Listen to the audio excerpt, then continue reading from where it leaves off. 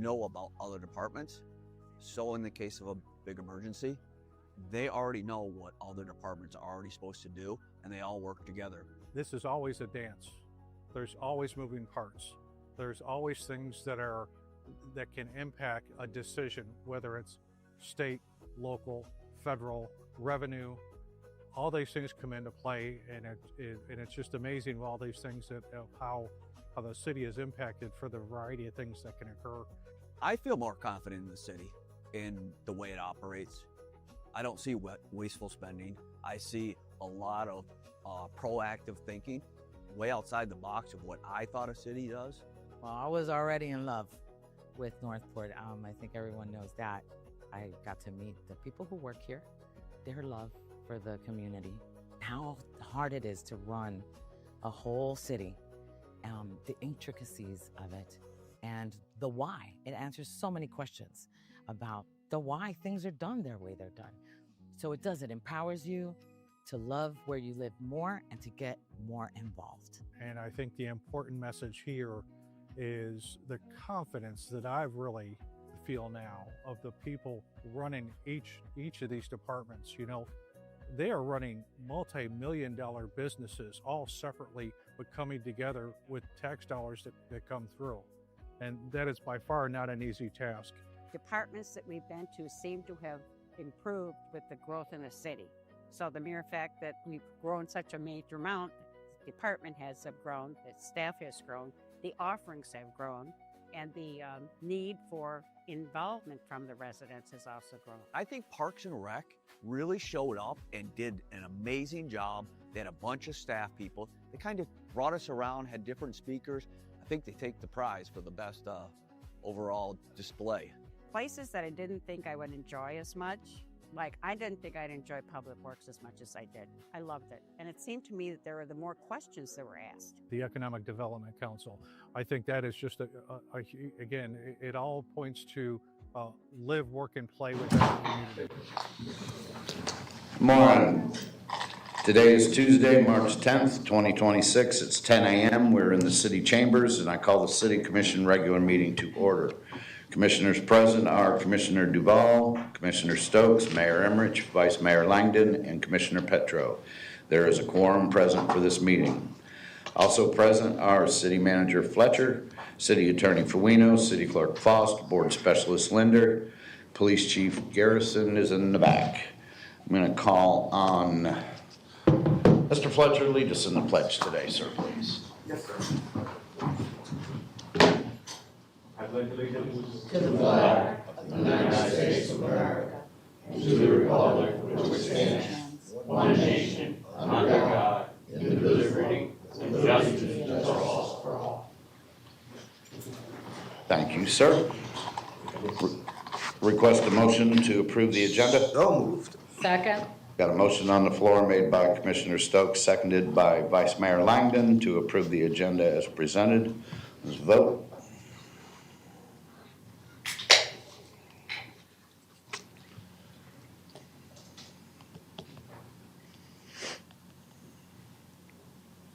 And that passes 5-0. City Clerk, public comment, please. Sharon Donovan, Northport resident and Northport coordinator for Friends of the Legacy Trail, would like to comment on consent agenda item 4D 26-0427. Friends of the Legacy Trail kindly ask the commission to approve this item so outside funding sources can be pursued for the Legacy Trail Connector project to War Mineral Springs. According to county statistics, 60,000 people used the Legacy Trail Northport Connector in 2025. At our information tables on the trail, community members frequently express their enjoyment of the trail and their desire to see the connector to War Mineral Springs succeed. Trail users who are visiting Northport tell us that they are patronizing local businesses, which provides economic benefit for our community. Your leadership and prioritization of this project would greatly be appreciated. Thank you. In person, I have Tim Doyle.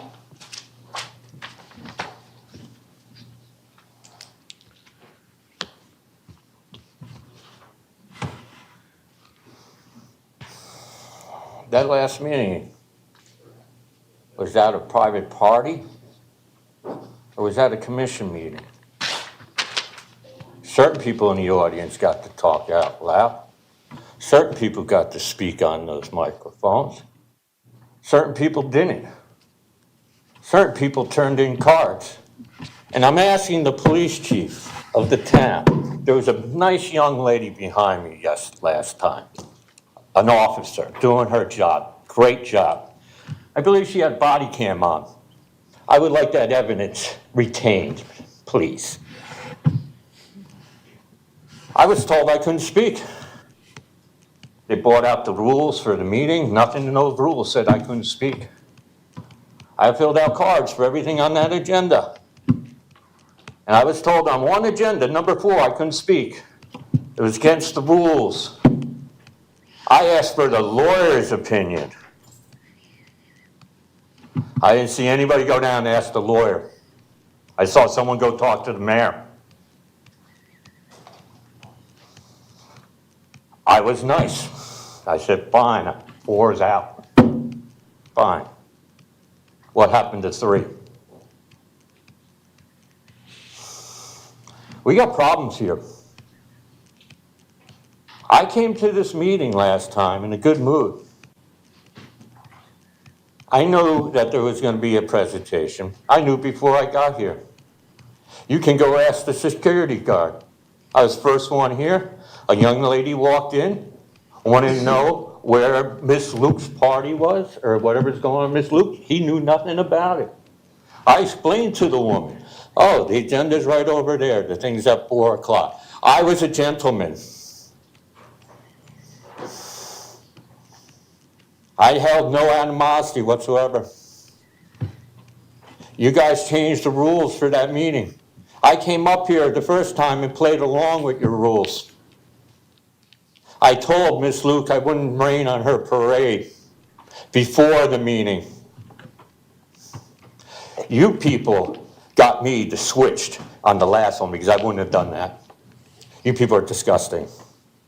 I came up with an attribute for Miss Luke that I can honestly say is a good attribute. She did her homework. She looked into things. See this guy right here? I'm 95% sure Miss Luke was standing at that guy's property looking at me in my lanai when all this stuff went down. Whether I agree with her or not doesn't matter. She did her homework. I can respect that. I can't respect anything you people do. Thank you. Announcements?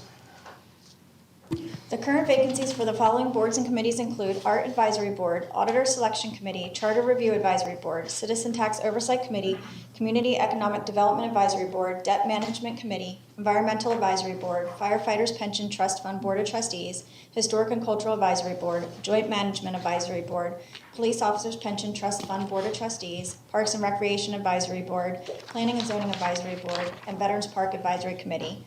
Sarasota County Advisory Council vacancies include 1 resident in Northport to serve on the Sarasota-Manatee Metropolitan Planning Organization Citizen Advisory Committee, and 1 resident in Northport to serve on the Citizens Oversight Committee for School Facility Planning. If anyone would like more information, please see the City Clerk's office. Thank you. Thank you. Moving on to consent agenda. City Manager, has any item been pulled? No, sir. Thank you. City Clerk, public comment? Yes, Tim Doyle.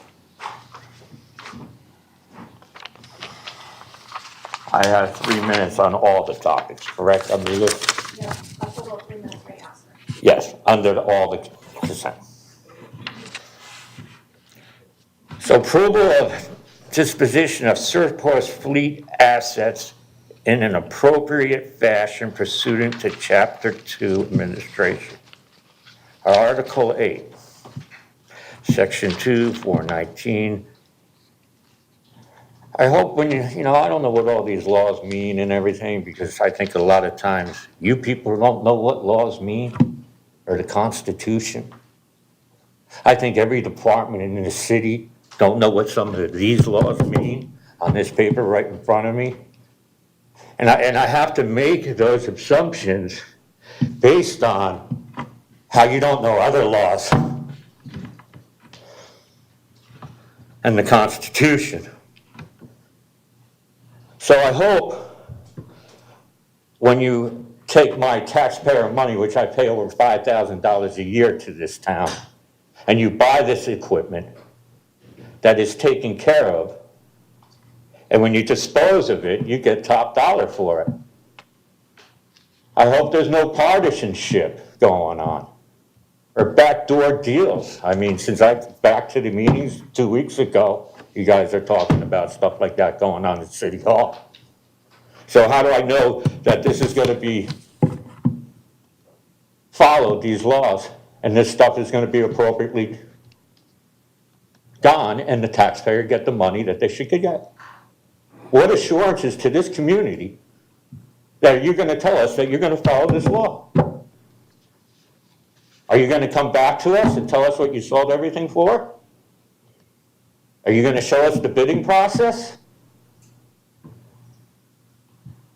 What are we gonna do about this stuff?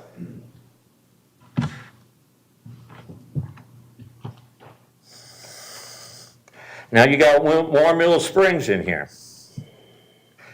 Again, you guys got a lot of decisions to make soon. Is you think a taxpayer like me is not gonna vote to get rid of your taxes on me? You have businesses in this town. War Mill Springs to me is a business. It does nothing for me, nothing for the city. It's not like the Fountain of Youth is there. I'm not a little kid in school. You know, I stayed back in first grade. You know why? They said I stuttered and couldn't talk. I walk around this state and no one can speak English. I lost a year of my life because of rules like this. Follow your rules. That's on there. Thank you. I'm gonna request a motion. I'll make it. Go ahead. I move to approve the items in the consent agenda. Second.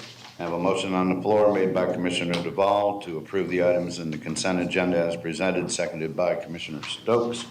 There's nothing to that. Please vote.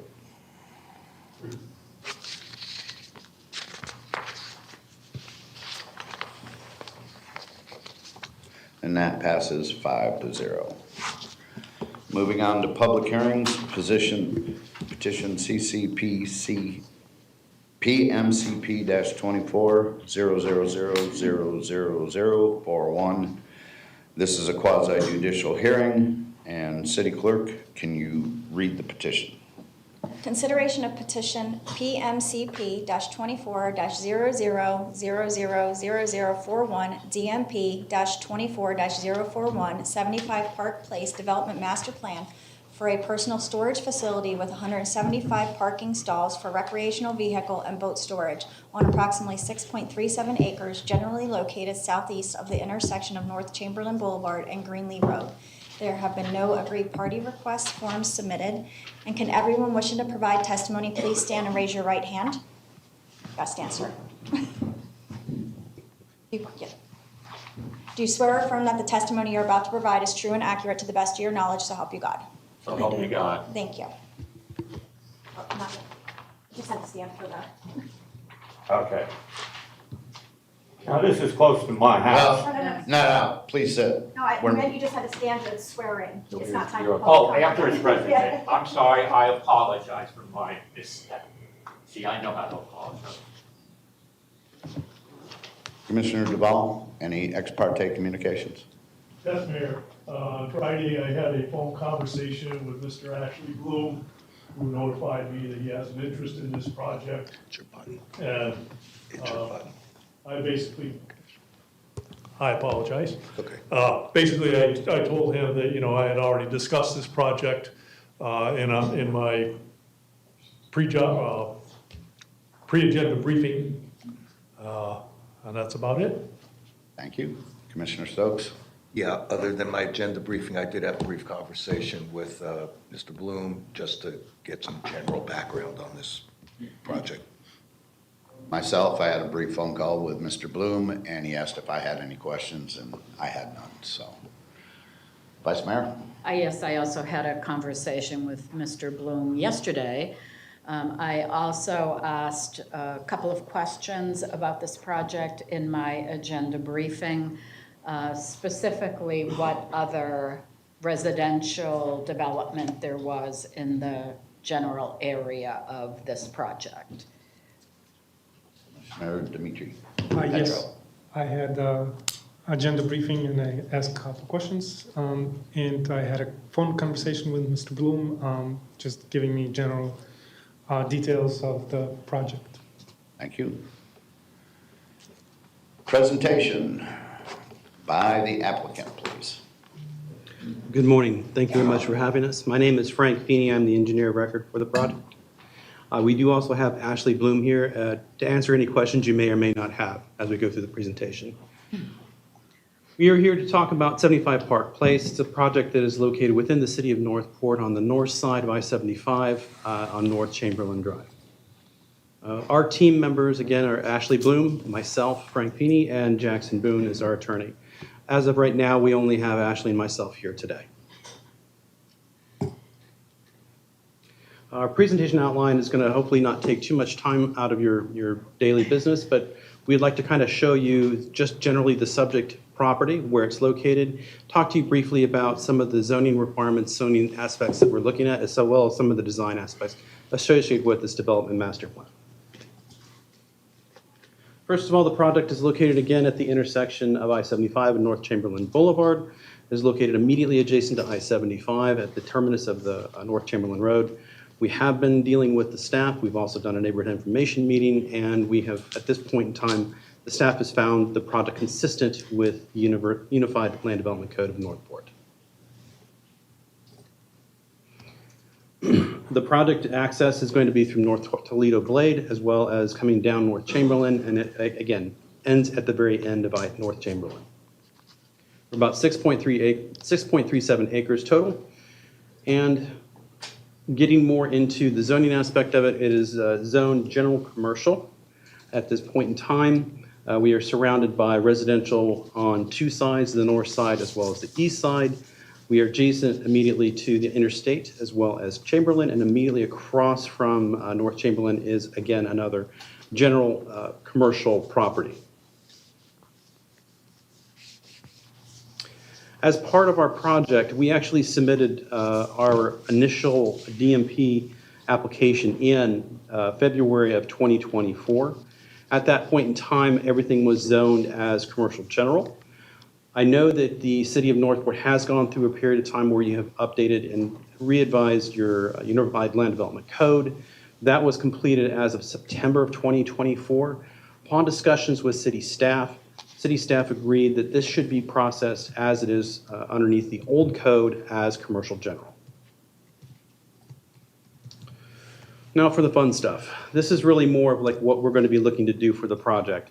As part of it, we understand that we have to make sure that we meet the Unified Land Development Code, as well as to try to provide for some of the specific things that the city is looking for. So we've added in a 30-foot landscape buffer all the way around the northeast and south sides, and we're accenting that area with augmenting some trees. We're trying to protect as much of the existing trees that are there. As part of our due diligence, we've done a tree survey of the entire site, and we've noticed that there are some good quality trees around the perimeter edges. As part of our neighborhood information meeting, we actually took on board the information we received from the neighbors and how they would like to keep that area as much as possible to what it actually is as of right now. As of right now, it is pretty heavily wooded, so we approached this as providing a thicker buffer and then augmenting where we know that the trees aren't based upon our survey, so that the buffer itself is actually a little bit more lush. As part of it also, we are looking at what the requirements are. We're looking at a type C buffer pretty much all the way around. As part of that, we need to have a 8-foot wall. We do have an 8-foot wall proposed along North Chamberlain to kind of block the view. The other rest of it, as you can see, has got a C-shaped type building that runs along the north, the west, and the south side. As part of our buffering, we're going to be utilizing the actual wall of the building as our wall to provide for that buffering, so that it's not going to be visible of what's going to be inside of it. As we mentioned before, this is going to be really more for personal storage, RV, boat storage for basically the citizens of the city of Northport. The other couple things that we've looked at and took on board from our meeting was trying to look at it more of how stormwater may become more of an impact. So as part of that, we've changed how we're doing the pavement. So we're looking at doing porous pavement or a gravel parking lot to allow the water kind of come back up and down through the pavement portion of it, while also trying to look at how we're going to protect the roads from entering and exiting onto North Chamberlain. So as you can see, we do have a concrete apron coming in and out that'll help keep the dust down, as well as to provide a nice solid transition onto the main roads of North Chamberlain. This project is anticipated to not be a project generator. We're actually looking at a very de minimis impact to the surrounding roads. This is more of a bring your vehicles here, drop it off, and not necessarily come back on a daily basis. As I mentioned before, the stormwater is a very big portion of what we're looking at here. So what we're showing here is the existing drainage patterns as well as what we're proposing to do. At this point in time, we do have a Southwest Florida Water Management District permit that has been approved. It will need to be modified in order to reflect the porous pavement approach that we're looking at right now. As part of our neighborhood information meeting, we understand that our neighbors do not want to have a very intense project. So if you compare the two plans that we have right now, you'll see that our numbers have dropped dramatically from what was originally approved as part of the Southwest Florida. And that's mainly part of our due diligence dealing with the neighbors and doing our neighborhood information meeting. But the other thing that we're looking at here is trying to minimize any impacts that might be on the surrounding drainage system. Currently, the way that the site drains is from the northeast down to the southwest, actually enters the Chamberlain ditch system, then actually flows back north towards the existing pipe culvert that drains into the drainage system that you currently have. As part of what we're proposing, we would be putting in a control structure to limit what we would be discharging off-site as per the requirements we have to do for Southwest Florida as well as for the city, which limits what we would be discharging into our conveyance swales and actually the downstream system. While at the same time with the porous gravel approach, we're also looking at, during the low intensity storm events, having that water being recharged back into the ground after being filtered to a degree through the gravel, so that you have more of a recharge in your hydrologic system that you need for wells. The other couple of things that we've looked at and notified as part of our neighborhood information meeting is trying to minimize what our impacts would be to existing groundwater conditions. So we have modified that in order to improve that application. The project itself is, again, going to be a destination. Nobody is going to be living or be allowed to operate and live inside any of these facilities. It is more going to be for, again, RVs and boat storage. That pretty much concludes my presentation. I do have a conclusion. I'm not going to go and read this. I understand that we can all read, but as part of what we're looking at doing here is we are trying to do an infill project on a product that is commercially zoned.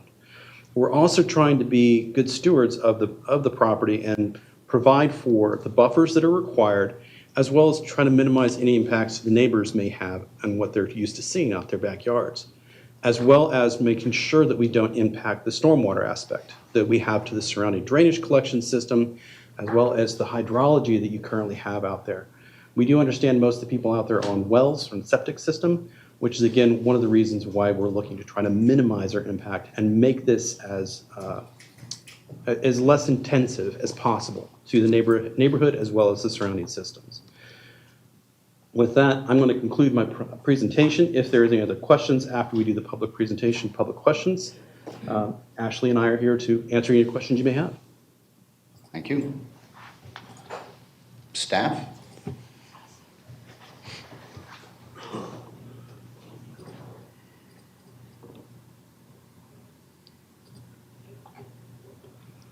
Good morning, Commission. Adriana Silva, Planner 2. I have been sworn.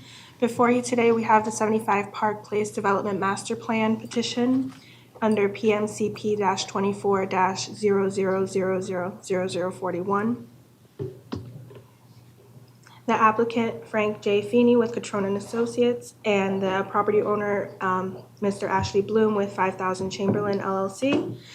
is bringing before you a petition to approve the 75 Park Place Development Master Plan for a recreational vehicle personal storage establishment with 175 proposed parking stalls. This property is located at the southeast intersection of North Chamberlain Boulevard and Greenlee Road, with approximately 6.37 acres. This petition was brought forward to the Planning and Zoning Division on February 23rd, 2024, to construct the personal storage facility for recreational vehicles and boat storage. This did have a pre-application meeting on April 29th, 2022. And this application was submitted before the new Unified Land Development Code was adopted on October 28th, 2024, and as such was reviewed under the 2010 ULDC provisions. This vacant parcel has 6.37 acres of natural vegetation, and per the 2010 ULDC was zoned commercial general and is located at the terminus of a dead-end road adjacent to I-75. Under the applicable ULDC, the future land use is commercial and the zoning is commercial general, with the current use being vacant. Context on the surrounding area: to the north, you have vacant single-family residential properties. To the west, you have vacant right-of-way, and to the east, vacant single-family residential with I-75 to the south of the property. Mr. Frank Feeney is petitioning the city for approval of a development master plan to construct the personal storage use establishment for recreational vehicles, approving 175 parking stalls. These parking stalls are to be screened with an opaque wall and covered as depicted in the development master plan. And the master plan does show that 1.6 acres of the parking stalls is to be provided under a roofed structure and enclosed on 3 sides.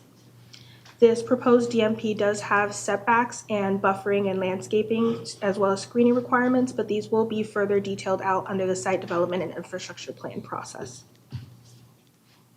For reference, this is the development master plan with the 175 stalls. Staff has reviewed the petition and all reviewing departments had no issues with the exception of the following conditions: 2 from natural resources and 2 from fire.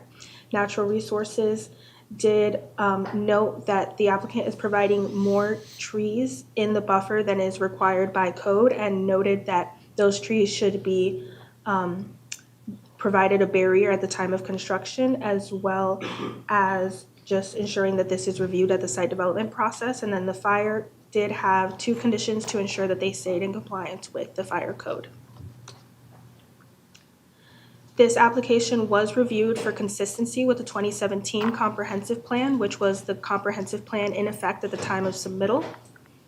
Goal 1 of the future land use element states that we should ensure that the character and location of land uses maximizes the potential for economic benefit and enjoyment of natural and man-made resources by citizens, while minimizing the threat to health, safety, and welfare posed by hazards, nuisances, and incompatible land uses, as well as environmental degradation. The zoning on this property is commercial, and that zoning district is designated to provide areas for customary and traditional trade, services, and commerce, and residential uses to provide for no disruption or encroachment or intrusion of incompatible uses with residential uses. The subject property is zoned commercial general and is located at the end of a dead-end roadway adjacent to I-75. Staff finds that this proposed use is the most appropriate low-intensity commercial use for the property. Policy 4.10 of the future land use element reads that the city shall continue to amend the Unified Land Development Code to provide for updated design requirements and ensure that the development of neighborhood commercial areas are compatible with the surrounding residential land uses through the use of screening, landscaping, and buffer yards. The subject property is bordered by vacant single-family residential uses and right-of-way and is located directly adjacent to I-75 to the south. This proposed low-intensity commercial personal storage use is appropriate for this location and provides buffering and screening standards along residential interfaces. Staff finds that the petition is consistent with the future land use GOP policy 4.10 of the city's comprehensive plan.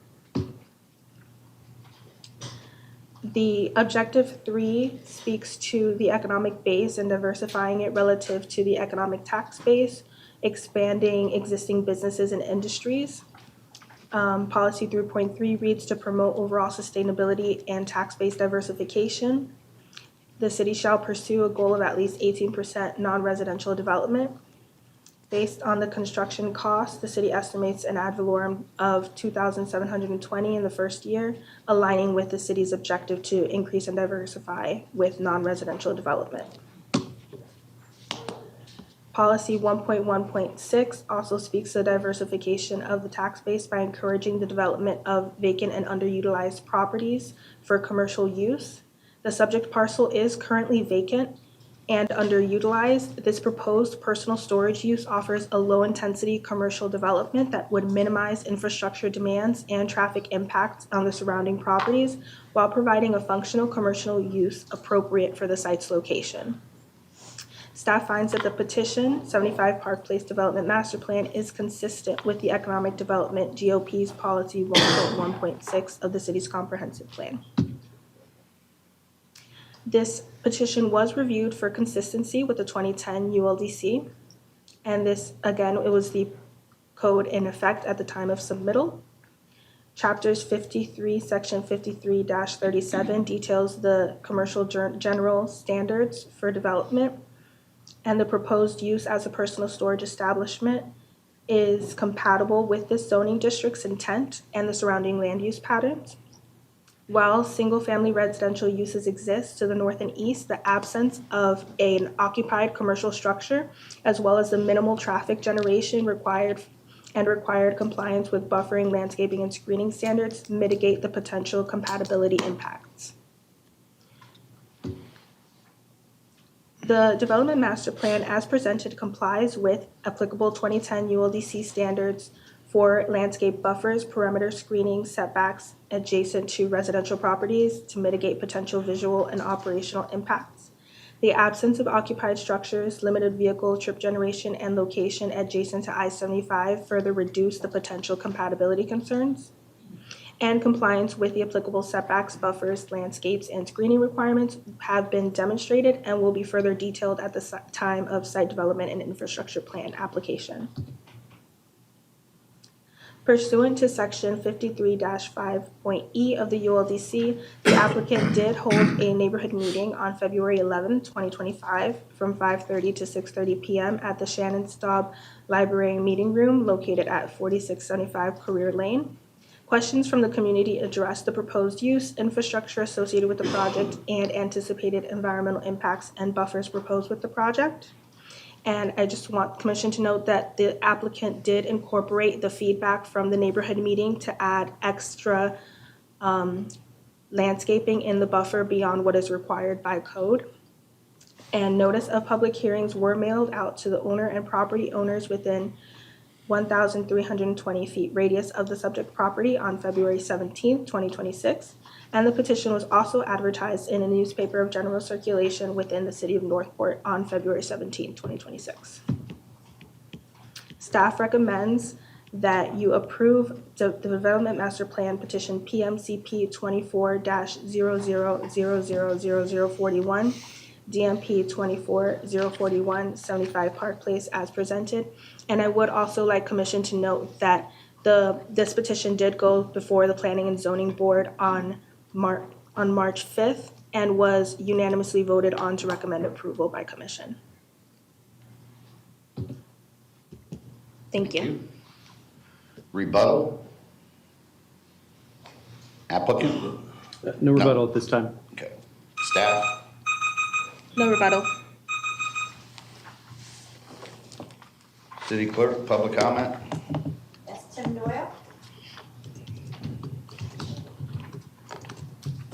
Can I ask a question of the applicant? No, sir. You can give public Okay. comment. Oh, this will be my public comments now. I don't know who the owner is. Does the owner live in town or are they out of town? Is the offices for this establishment in town or out of town? The whole reason why you need this in this town is because you don't allow people to use their own property to park their boats and cars on their own property. So you force people to go to people like him. You had objective number 3 up there. In a way, I can say this doesn't meet it because we have plenty of these places all over town already.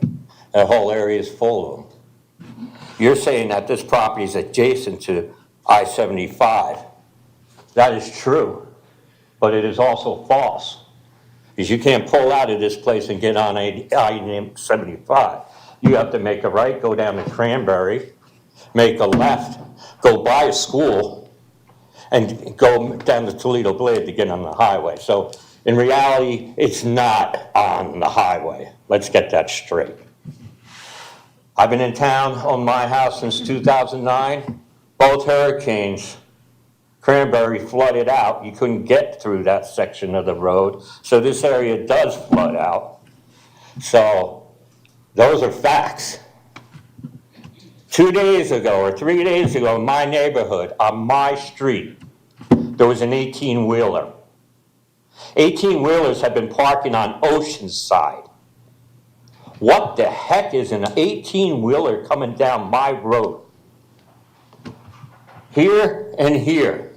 There's no houses on my road, no businesses, no deliveries. It's not a cut-through road.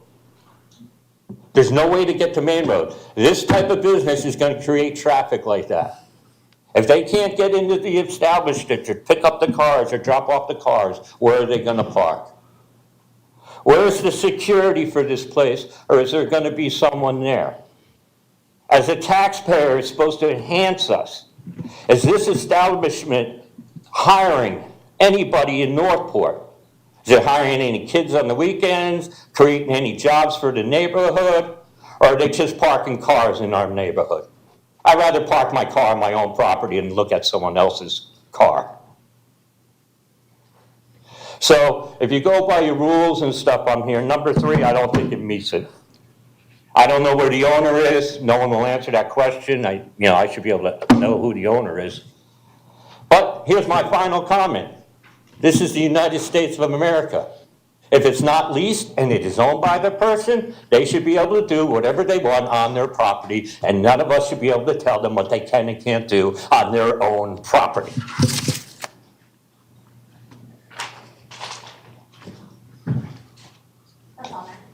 Thank you. Closing arguments? Staff?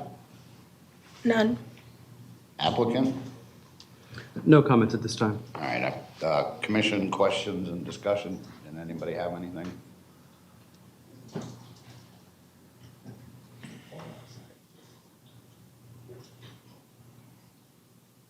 Commissioner Duval. Thank you, Mayor. I noted in the presentation in a number of places, it mentions about basically any kind of living circumstances on the property, such as, someone has an RV park there, well, they decide to, for whatever reason, move into the RV. The fire regulations, there are some regulations there that were mentioned, and certain requirements would have to be met. At no place in the presentation does it state that there's a plan to have anyone in habitation there at all. And my question is, my statement is I really don't want to see anyone living in any of the things stored there. Can you tell me what the fact is about that matter? Yes, I can, sir. At this point in time, nobody will be allowed to live in that facility. As part of the lease agreements that they'll be entering into with the property owner and the operational agreements, they will not be allowed to. Matter of fact, they'll be immediately expelled if they do try to do that. As part of the agreement here is we are looking for approval on the zoning aspect of this. The more specific questions about fire protection as well as some of the other design elements will be addressed as part of our site development plan approval through the city of Northport. We do understand that there are going to be some fire constraints that we have to adhere to, and we'll have to work with the fire department to make sure that we meet what they need as far as fire, water, and what they're looking for protection purposes. The reason we have 2 entrances is really mainly because of the comments we've already received from the fire department because they wanted to have the ability to pull in and out as needed for the facility. So does that answer your question, sir? Yes, sir. Thank you. Is that it, Commissioner? That's it. Yeah. Thank you. Vice Mayor?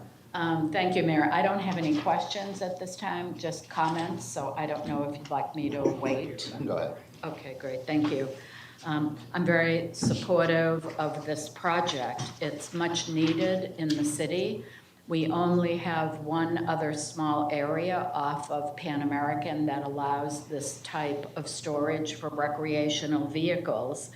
And I get complaints from city residents all the time about folks storing their boats and jet skis and other recreational vehicles in their driveways and on their property. So I think this will give a very legitimate alternative for people who would prefer not to do that and store their vehicles some other area.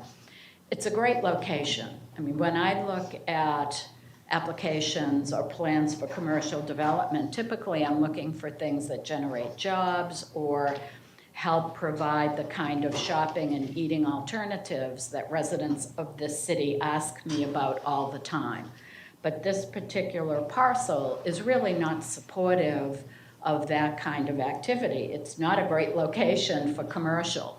So I think when you combine both of the need in the city for something like this and the fact that it's in a very remote area and will generate extremely limited traffic to the surrounding folks who live there, I think it's a great use of that property.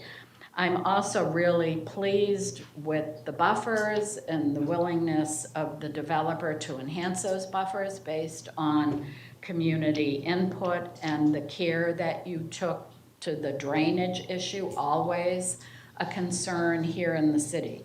And I, for one, always appreciate a developer who works collaboratively, not just with city staff, but also with the neighbors in the surrounding community. And I really feel that this project has checked both of those boxes for me. So thank you very much. I am supportive of this particular project.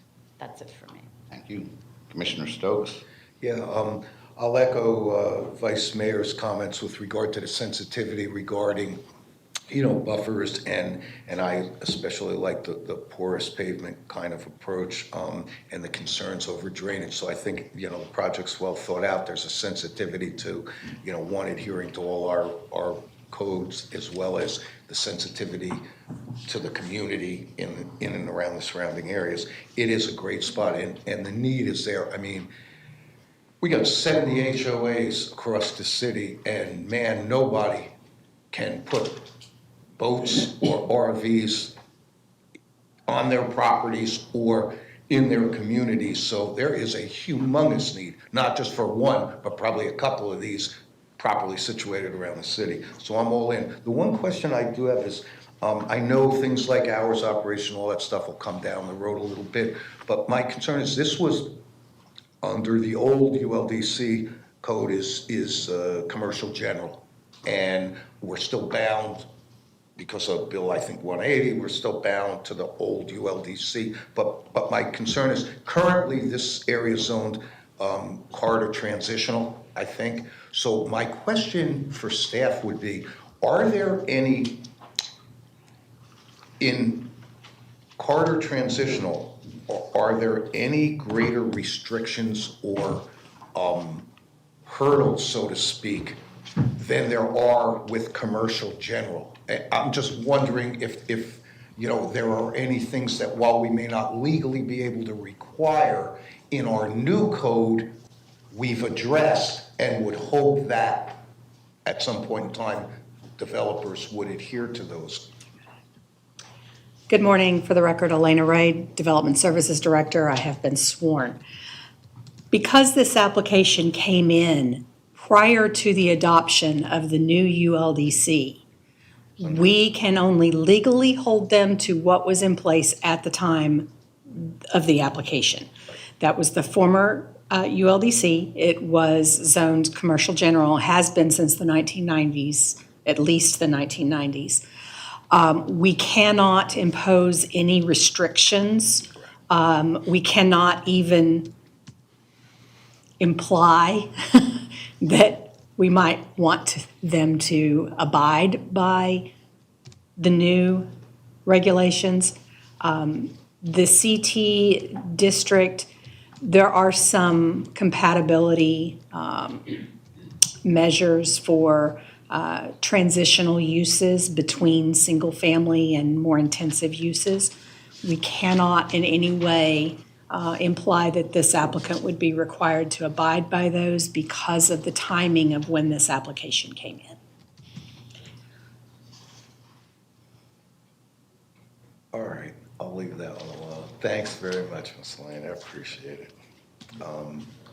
Mayor, I think that's all I got on this. Overall, I'm real supportive of this. This is a great need. I think it's a good spot for it, and I think we got a developer who's sensitized to the needs of the community, not just, city government and the rules we have, but also the citizenry who lives in and around. So that's all I got, Mayor. Thank you. Commissioner Petro. Thank you, Mayor. I just wanted to make a comment and emphasize the appreciation of the applicant that they did hold public meetings and did listen to the residents and citizens' concerns regarding the project and specifically regarding the buffer that they will build. Do really appreciate that, and the actual function that was eliminated was a pumping function from the RVs, and the applicant did listen and addressed all the concerns of the public. So I just want to appreciate that and thank you for that. And overall, I think it's a great project. That's it. Thank you. All right, I'm going to go back to closing arguments since I sort of skipped over us, so I'll give you another chance. Closing arguments? Again, we want to thank everybody here. We do appreciate the opportunity to come forth and present our project. We do agree with you. We think that this is a very good use of this commercially zoned property and providing for a need that we have recognized within the city. So again, thank you very much for your time. Staff has no closing arguments. Thank you. Thank you. I'm going to close this public hearing and request a motion. I'll make it. Whoop. By all means, age before beauty. Uh-oh. On that note, I move to approve petition number PMCP-24- let me get these zeros right, 000-00041 with 4 conditions as identified on page 7 of the staff report, and find that based on competent, substantial evidence, the development master plan and the conditions comply and are consistent with the Unified Land Development Code and the Comprehensive Plan, and do not adversely affect the public interest. Got my second. Got a motion on the floor made by the Vice Mayor. City Clerk, give it a shot reading it back to me, please. I have all the conditions written out on mine, but I won't read those. To approve petition number PMCP-24-00000041 with the 4 conditions on page 7 of the staff report, and find that based on competent, substantial evidence, the development master plan and the conditions are consistent with the Unified Land Development Code and the Comprehensive Plan and do not adversely affect the public interest. Thank you. And that was seconded by Commissioner Stokes. If there's nothing to that, please vote.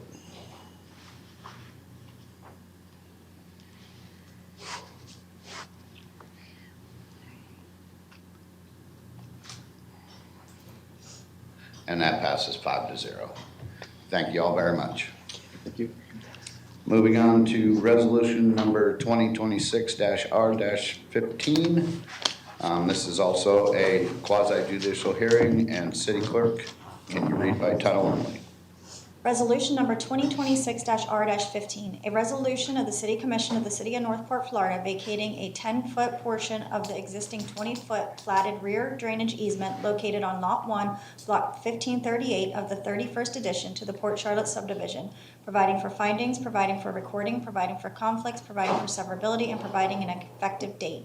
We have not received any aggrieved party request forms, and can everyone wishing to provide testimony please stand and raise your right hand. And if you're going to give public comment, you got to stand and raise your hand too. Do you swear or affirm that the testimony you're about to provide is true and accurate to the best of your knowledge, so help you God? I do. Thank you. Thank you. Disclosure of ex parte communications, Commissioner Duval? No. Commissioner Stokes? None for me. I have none. Vice Mayor? I have none. Commissioner Petro? None from me. Thank you. Presentation by, I do believe, only staff. Yes. Okay. Good morning, Commissioners. Adriana Silva, Planner 2. I have been sworn. Before you, we have a petition for a vacation of easement on 5270 Halkett Terrace through resolution number 2026-R-15. The applicant and owner is Vladislav Zailov, and the request is to vacate a portion of the platted rear 10-foot utility and drainage easements of 288 square feet located at the rear lot line of Lot 8, Block 1082 of the 23rd addition to the Port Charlotte subdivision, address 5270 Halkett Terrace, Northport, Florida. Mr. Zailov is requesting a vacation of easement to allow for the construction of a pool on his property. The existing easement significantly restricts the pool location due to limited space on the site due to the existing easement. And the proposed pool will have to meet all required setbacks and requirements set forth in the ULDC to be assessed at the time of certificate of zoning compliance before a permit is issued. And the total area of the utility and drainage easement is 650 square feet with 10,625 square feet of the total property. For a background on the review process, plats do typically contain automatic language enabling that the outside boundaries of the property carry the side easements when 2 or more lots are considered a building site. As the 31st edition plat book omits this language pertaining to the rear easement, a vacation of easement application is required. The following agencies have reviewed the request to vacate 10 feet of the existing platted rear 20-foot maintenance easement, and through written response have granted their approval or approval with conditions. All utility agencies did grant approval. If a utility agency does not respond within 10 days of notification, the vacation of easement request is deemed uncontested. Staff did review the request and approved it as it conforms with Florida Statute Chapter 177 and complies with the ULDC Chapter 2 through Section 2.2.17. Staff recommends that petition PVAC-25-02768 via resolution number 2026-R-15 is approved. The city attorney has reviewed the accompanying resolution 2026-R-15 as to form and correctness. Thank you. Rebuttal. None. Public comment, City Clerk? Mr. Doyle?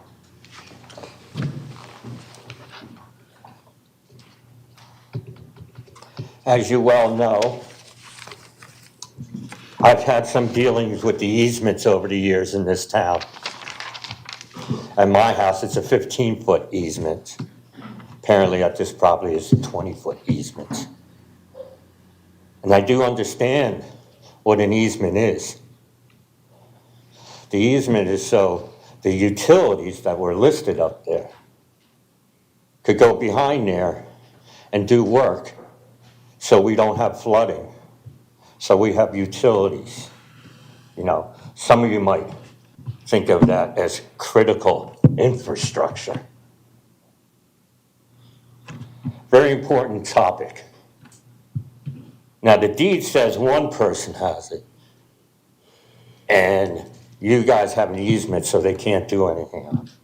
So they are coming to ask you to make it a little less so they can build a pool. I have no problem with that. I'm glad that up there on that chart, it actually lists who can use an easement. Because you know what the code department told me one time? They'd call me and make an appointment before they would ever do anything on an easement. And no employee of this city has the right to give it away to anybody. So I totally approve of it. That's all, Mayor. All right. Commission, any questions on this one? Commissioner DeVal. Thank you, Mayor. It's not a question. I did have a question during my pre-job briefing with staff about would this affect the mowing of the drainage ditch behind there, and I was assured that it would not. So I'm okay with it. Thank you. Closing arguments? None. Thank you. I'm going to close this public hearing and request a motion. I'll make it.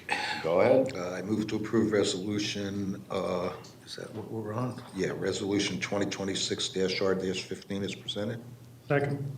I have a motion on the floor made by Commissioner Stokes to approve resolution number 2026-R-15 is presented, seconded by Commissioner Petro. Nothing to it. Please vote.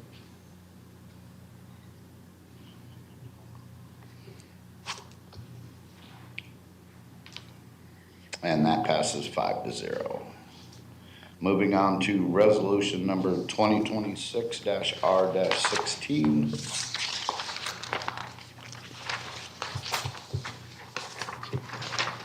This is also a quasi-judicial hearing, and City Clerk, can you read by title only? Resolution number 2026-R-16, a resolution of the City Commission of the City of Northport, Florida, vacating a utility and drainage easement for Lot 8, Block 1082, 23rd edition to the Port Charlotte subdivision, providing for findings, providing for recording, providing for conflicts, providing for severability, and providing an effective date. We have not received any agreed party request forms, and can everyone wishing to provide testimony please stand and raise your right hand.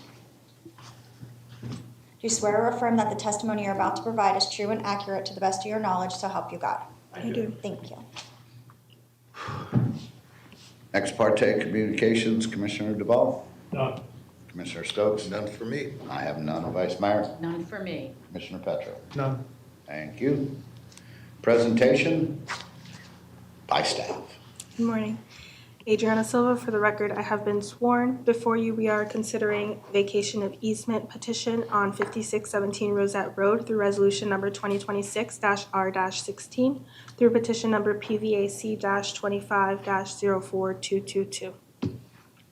The applicants and owners on this application are Andresa Saffler and Fernando Alcantara Wandenkoken, and the request is to vacate a portion of the platted rear 10-foot utility and drainage easement for 288 square feet located on the rear lot line of Lot 8, Block 1082 of the 23rd edition of the Port Charlotte subdivision.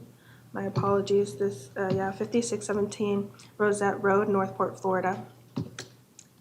This vacation of easement request is for approximately 228 square feet of the platted rear 10-foot utility and drainage easement to allow for the construction of a pool deck between two lots that were combined under a unity of title. The subject lots are 8, 9, and 32 under common ownership and a recorded declaration of unity of title. The proposed pool deck shall meet all required setbacks and requirements set forth in the ULDC to be assessed at the time of certificate of zoning compliance required prior to issuance of the building permit. The total area of the utility and drainage easement to be vacated is 228 square feet with a total property area of 31,125 square feet. A background on this review process: plats typically contain automatic language enabling that the outside boundary of the property carry the side easements when two or more lots are considered a building site under unity of title. As the 23rd edition of the plat book omits this language pertaining to the rear easement, a vacation of easement application is required. The following agencies have reviewed the request to vacate the easement and through written response have granted their approval. If a utility agency does not respond within 10 days of notification, the vacation of easement is deemed uncontested. Staff has reviewed and approved the proposed vacation of easement finding that petition PVAC-25-04222 conforms with Florida Statute Chapter 177 and complies with ULDC Chapter 2 Development Review Section 2.2.17. Staff recommends approval of petition number PVAC-25-04222 via resolution number 2026-R-16. The city attorney has reviewed the accompanying resolution 2026-R-16 as to form and correctness. Thank you. Thank you. Last chance for rebuttal. None. Thank you. Public comment? Tim Doyle?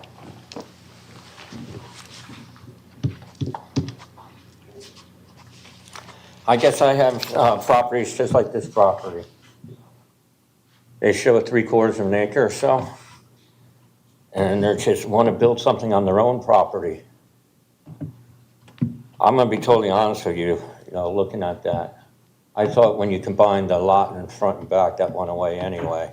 And it went around the property, but maybe that's why we're in this room.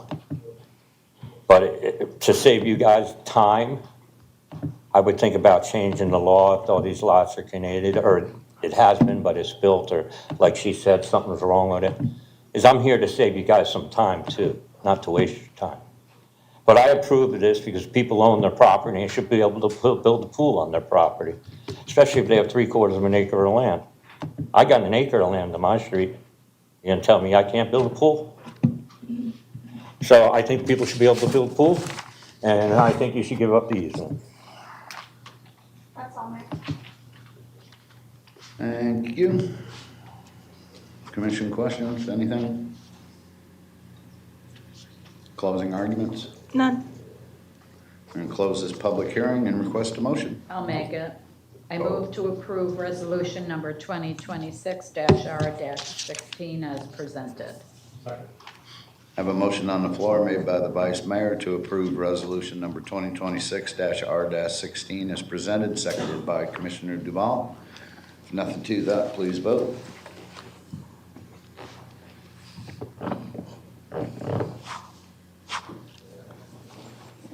And that passes 5-0. Okay, moving on to resolution 2026-R-02. City Clerk, can you read by title only, please? Resolution number 2026-R-02, a resolution of the City Commission of the City of Northport, Florida, adopting the 2026 Sarasota County Unified Local Mitigation Strategy, providing for incorporation of recitals, providing for conflicts, providing for severability, and providing an effective date. Thank you. City Manager, this is your item. Thank you, Mr. Mayor. The Unified Sarasota County Land Mitigation Strategy, or LMS, is a countywide multi-jurisdictional hazard mitigation planning framework. The purpose of the LMS is to identify the community's most significant natural and human-caused hazards, assess local vulnerabilities, and develop long-term sustainable mitigation strategies that reduce future risks to life, property, infrastructure, and critical services. The LMS plan update and adoption is required every 5 years and reflects revised hazard data updates to vulnerability assessments and newly submitted or revised mitigation initiatives from all participating jurisdictions. Without adoption of this strategy, the city would be ineligible for certain state and federal mitigation grants and could be excluded from consideration for some state-administered grant programs, resulting in loss of millions of grant dollars. We ask today that you approve and adopt resolution number 2026-R02 as presented, and we're happy to answer any questions you may have, sir. Thank you. Commission, any questions? City Clerk, public comment? Tim Doyle?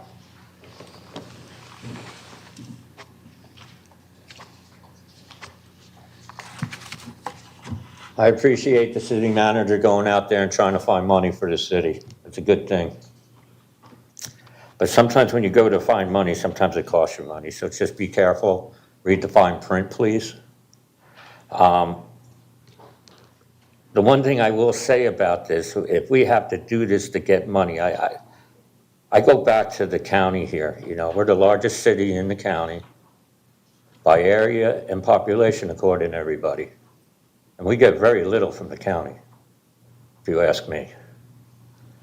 So I don't know why we have to join all these organizations just to get it.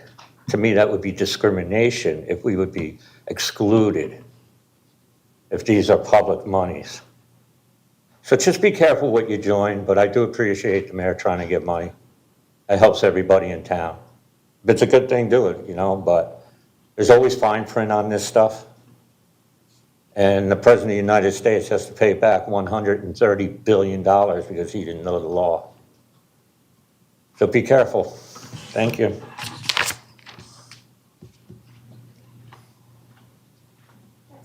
Thank you. I'm going to close this public hearing and request a motion. I'll make it. Go ahead. I move to adopt Resolution 2026-R-02 as presented.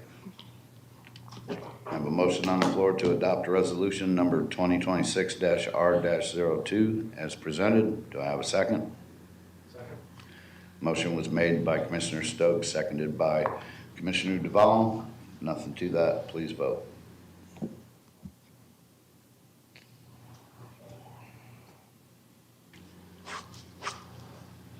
And that passes 5-0. Moving on to ordinance number 2026-05. I request a motion to direct the city clerk to read by title only. So moved. I have a motion on the floor made by Commissioner Stokes, seconded by Commissioner Petro to have the city clerk to read by title only. Please vote.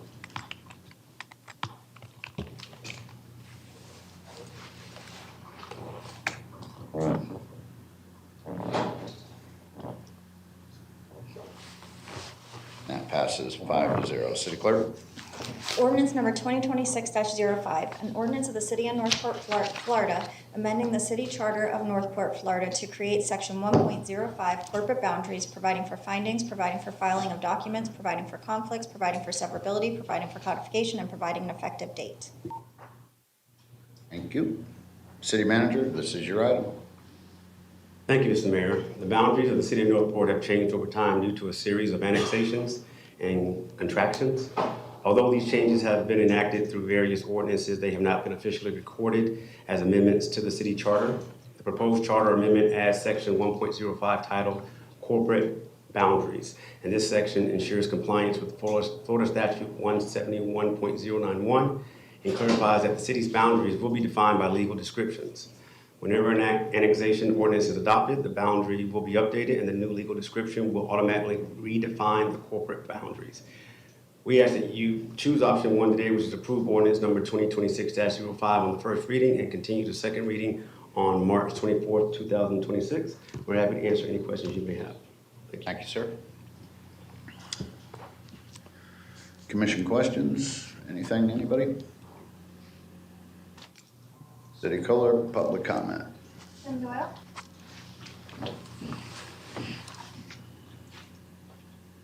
This is a very important subject, and I don't even think you guys realize how important this is. Because your police department can't go outside the city boundaries. So this wording can make a big difference on how the police can do their job, the fire department, and all of you. So those are just facts. That's not to pick on anybody or anybody else. You guys all know that. They're not a sworn officer if it's not Northport property. So in a way, you have to do this for everybody's well-being.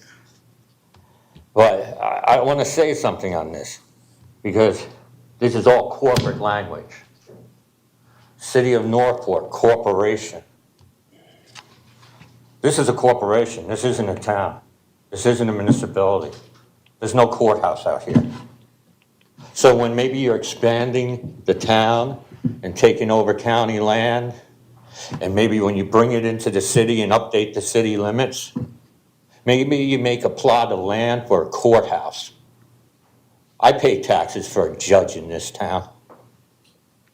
Every town should have a courthouse, especially when you go around doing the things you people do. So, as a citizen, I have to support this. Because I have to support the police and the fire and everybody else. Again, I just have different views on how things should be done. Way different views. And I don't look like Jerome. That's all. Thank you. I'm going to close this public hearing and request a motion. I'll make it. Go ahead. I move to continue ordinance number 2026-05 to second reading on March 24th, 2026. Second. I have a motion on the floor made by Commissioner DeValle to continue ordinance number 2026-05 to second reading on March 24th, 2026, and that was seconded by Vice Mayor. Nothing to that, please vote.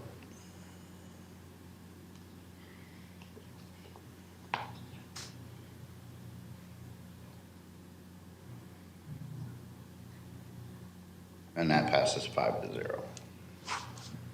Moving on to ordinance number 2026-06.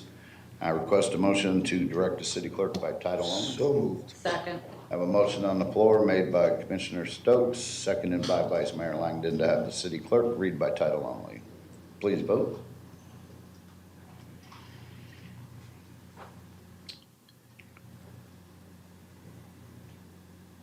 That passes 5-0. City clerk?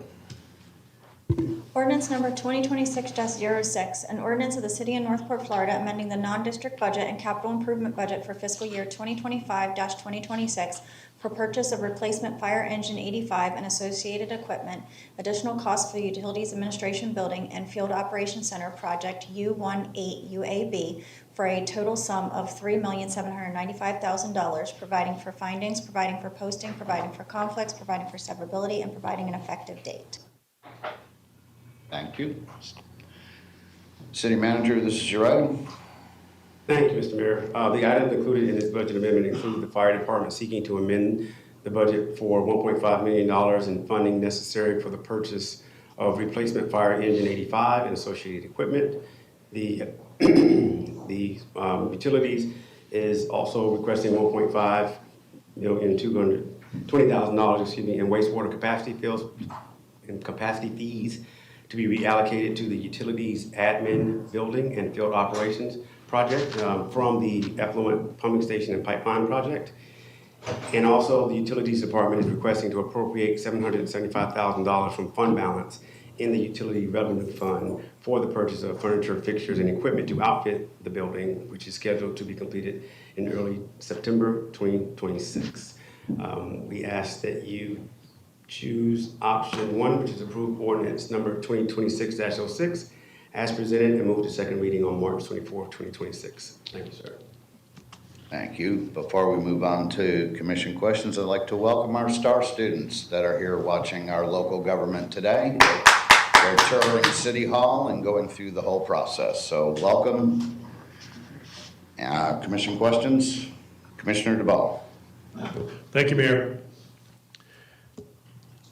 During my agenda briefing for this item, we went through this discussion of the FFE, for that $700,000, and we actually discussed with staff the possible option for staff to maybe go to I guess I'll call it a used furniture facility. Through that discussion, we talked about things. When I bought my house here in 2008, I was able to buy some brand new furniture still in the boxes at secondhand facilities. I think I went to one down at Fort Myers.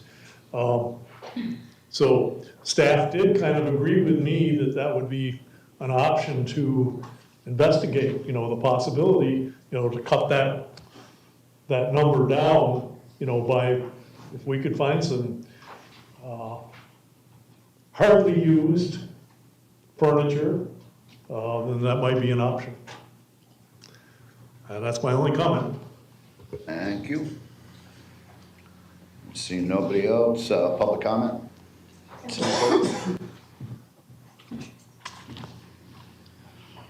Again, a very important subject, public safety.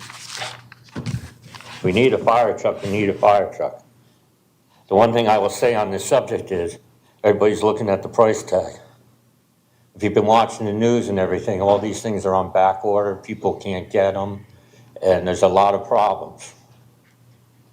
Because these companies are building stuff for the military and other things, and they're getting drawn away.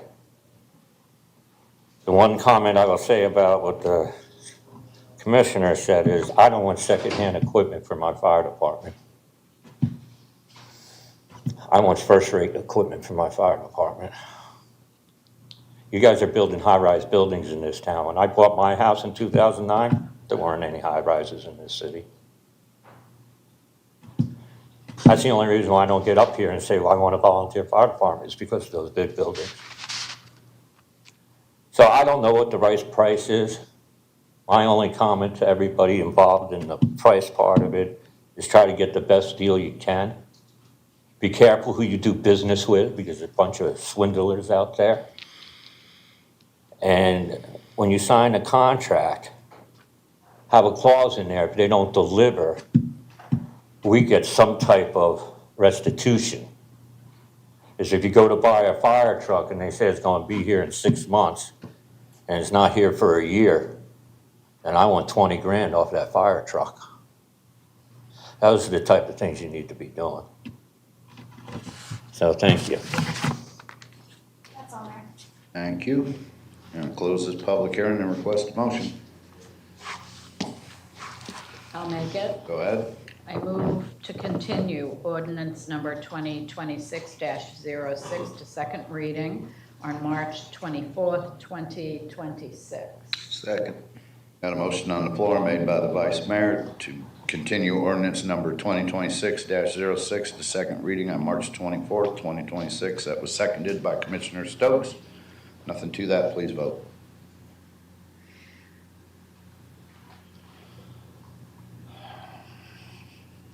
That passes 5-0. Moving on to general business, item number 26-0400. Ms. Foss, this is your item. Yes. On February 5th, the Parks and Recreation Advisory Board sent a memo to Commission requesting there was a motion made to recommend Commission to pursue park signage to enforce speed limits and restricted area on a short-term basis, followed by the pursuit of an ordinance that regulates the use of e-bikes and scooters within parks in the city of Northport.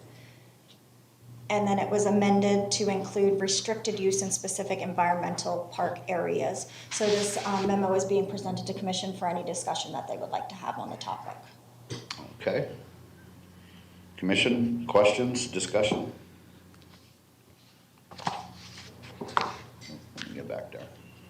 Commissioner Stokes. Yeah, you know, I know this is a hot button item these days with all the e-bikes out there. I know that the county and possibly the state, you know, everybody's looking at possible regulation of these vehicles. I wonder if it might not be prudent for us to like pause while we watch what develops at the county level and the state level, because that may solve any issues regarding regulation. As far as putting some signage up there, I don't have a big problem with it, you know, if that's all we're doing. But as far as enacting you know, any kind of ordinance or resolutions at this point, I think, you know, I'd be more comfortable waiting to see what comes down from the county and the state on this, because there will be legislation. I mean, it's coming. We have Ms. Sturgis that came down. Would you like to give us your opinion on your?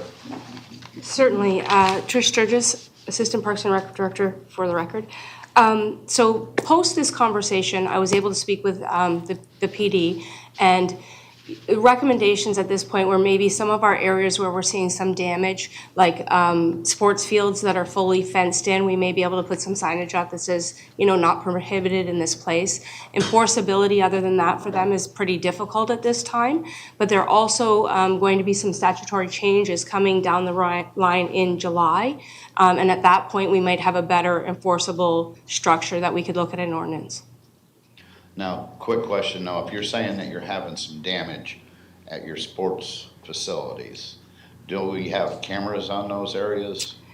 Yeah, some of them have cameras, but not all of them. Not all of them? Yeah. Okay, because hopefully we could catch them in the act, and then they could be charged for destruction of government Absolutely, property. wherever we can. Okay, so I appreciate you letting us know that we got more stuff coming down in July, and I do agree with Commissioner Stokes on maybe waiting to see what else is going on out there. Commissioner Duval. Thank you, Mayor. As Commissioner Stokes mentioned, you know, this is a hot button item. E-bikes, electric scooters, they are everywhere. You know, I myself have witnessed 2 accidents in the last 2 weeks, and they were not young adults. They were not children. They were, one was around 30 years old and one was around mid-50s.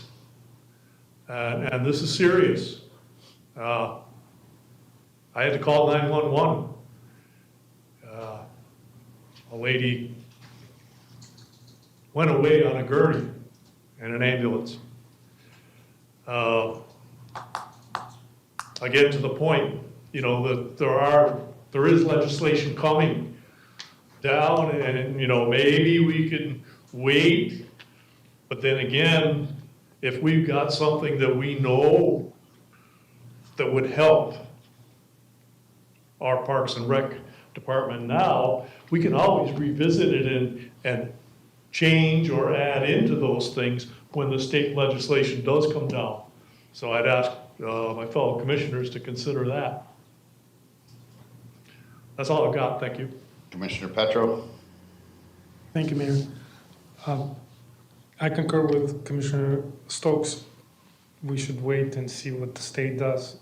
As far as the signage to enforce speed limits, again, it's what if we overdo whatever the state legislate. But I'm not against the park signage where the e-bikes are prohibited. But as far as the speed limit, I would not be in favor of that. I guess we all agree to some extent that we should wait and see what the state does. That would be all. Thank you, Mayor. Quick question. If you wanted to put preventative signs up in a park saying, you know, on a ball field, no e-bikes on the softball field or no e-bikes on the soccer field, does that have to be policy enforced by us, or can you just do that as a Park and Recreation Department protecting your property?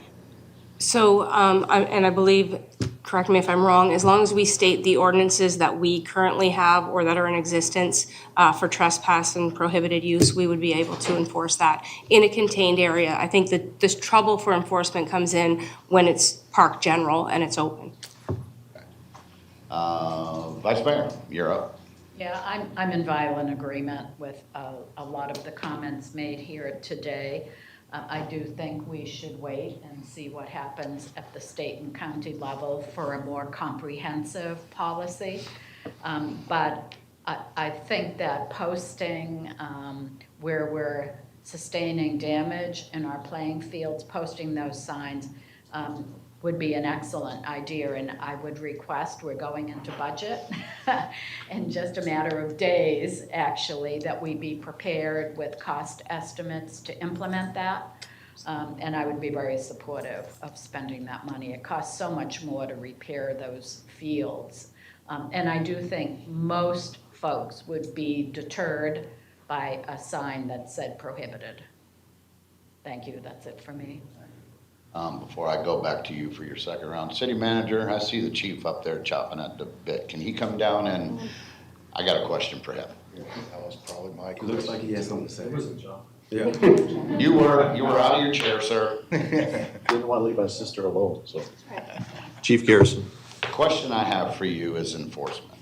You know, if we're at those stages, would it be more beneficial for us to wait and like tag along with what the county puts out and what the state puts out? Because I know there's different types of, you got e-bikes, you got moto bikes or whatever they're called. You got different categories of bikes that fall under different speed limits and this, that, and the other. Would it be more consistent to follow those guidelines rather than try to create our own? Yes. Especially ahead of the game? Absolutely. In fact, I just got a notice that legislation just landed on the governor's desk on this topic itself. So I think it would be prudent to wait and see what the governor is going to sign into law. Yeah, I'd much rather wait than jump the gun and not get it right, because they are dangerous. They are out there, and we do need to get control of them within our city and within shopping centers and everywhere. And I had an argument, I had a discussion with the wife the other night about these, because I think my grandson's got a public comment coming up about these. But it's like, sometimes, we got the problems out at the Cocoa Plum, with a lot of different traffickers on the bikes, getting in with cars and this, that, and the other. And some of them may not have the proper intentions. And there is times where a lot of the bad apples screw it up for the good apples. And I'd like to be consistent across the board. Absolutely. And not have to punish the good people because of the bad people. So I just wanted your input on that, sir. Yep. Thank you. Commissioner Stokes, you're up. Hopefully I didn't steal your thunder. Not quite, but you touched on the subject I was concerned about is what challenges are you going to see, Chief? Obviously legislation's passed and the governor's going to sign this. We may have to create something on a local level as well. But what challenges are you going to find with enforcement? Because it's not just Cocoa Plum, it's Welland Park, it's the supermarket plazas, it's pretty much everywhere. And, what do you see as the challenge and what do you see as, is this going to impact your budget? Is this going to impact the resources and the tools that you're going to need? Because it's kind of a different type of policing.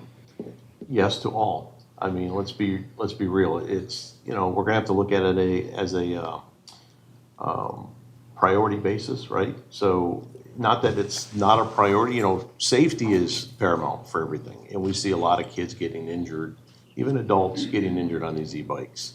So it is important, but we also have to balance that with the other calls for service that take high priority, your violent calls for service that, our resources are stretched thin as it is.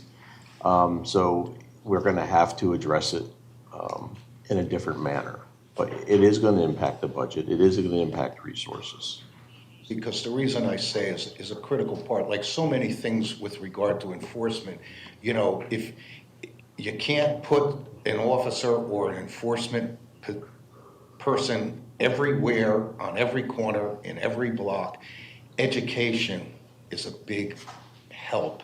And that's something we can start to think about perhaps. We've already started. Good. The education campaign. That's, we've been very heavy in our social media about. Even users of these vehicles don't want to hurt themselves and they don't want to hurt other people. They need to be better understanding of, how dangerous vehicles can be, all kinds of vehicles. Unfortunately, last week we had a 14-year-old who decided to run from law enforcement on an e-bike and he ended up getting hit with a felony. So those aren't the course of actions that we want. We want to educate and put our youth in the right direction.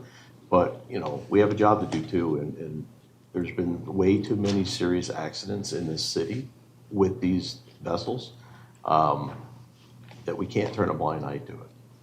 Thanks, Chief. Good to know. But it's like 4th of July and the fireworks, right? We can't be everywhere all the time. So I need parents to parent is what I need. Thank you, sir. Thank you, sir. I don't see anything else. City Clerk, public comment. Cashton Emmerich. Of course. Hi, Commissioners. I'm Cashton Emmerich. I took money from my 13th birthday and my savings and bought an e-bike. When it arrived at my house, it was in pieces. I learned how to assemble it. That helped me when I needed a new chain and later new brakes. I knew how to fix it. I ride it to school and to my friend's house. My parents are strict and don't allow me to ride the Cocoa Plum or any public places. I do ride on the sidewalk to go where I'm allowed. I know to slow down when I see people walking. I know not to ride in the road. I wear my helmet and use a horn on my bike to warn people I'm approaching.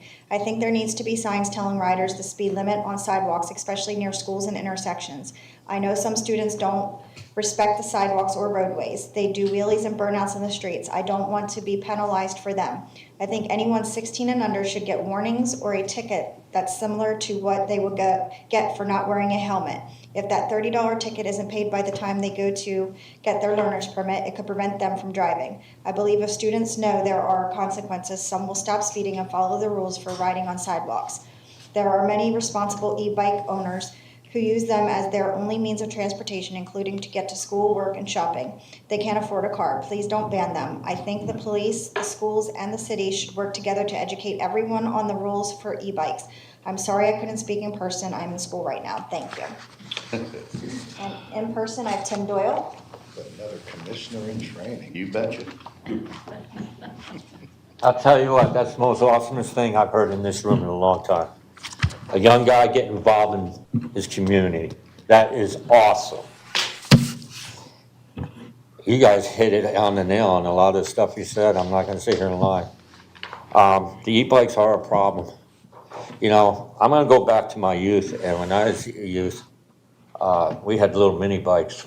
We weren't allowed to ride the mini bikes on the streets. We weren't allowed to ride the mini bikes in the parks. The cops would confiscate them. You could only ride those on private property.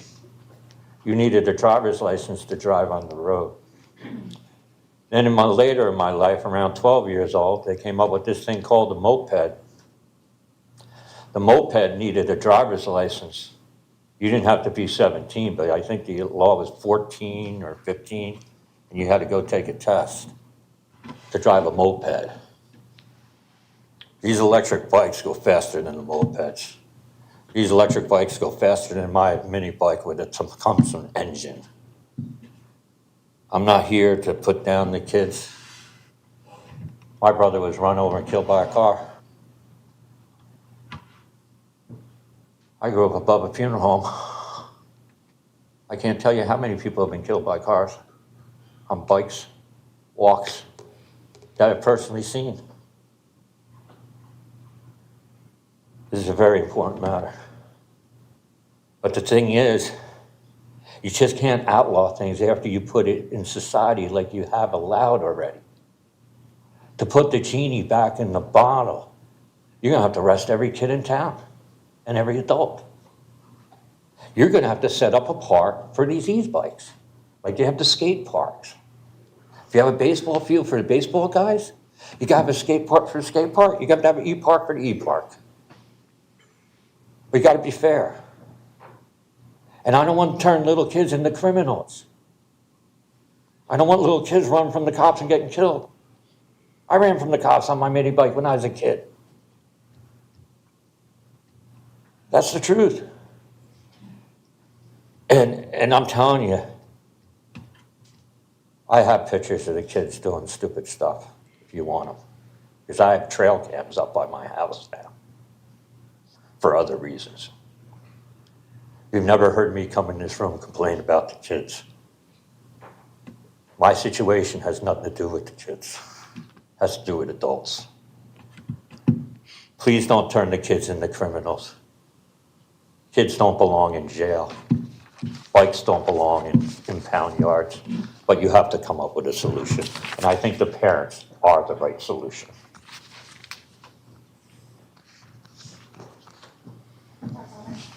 Thank you.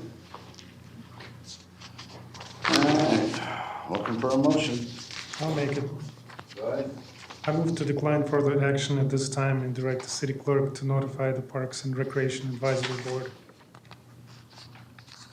I have a motion on the floor to decline further action at this time and direct the city clerk to notify the Parks and Recreation Advisory Board. That motion was made by Commissioner Petro. Do I have a second?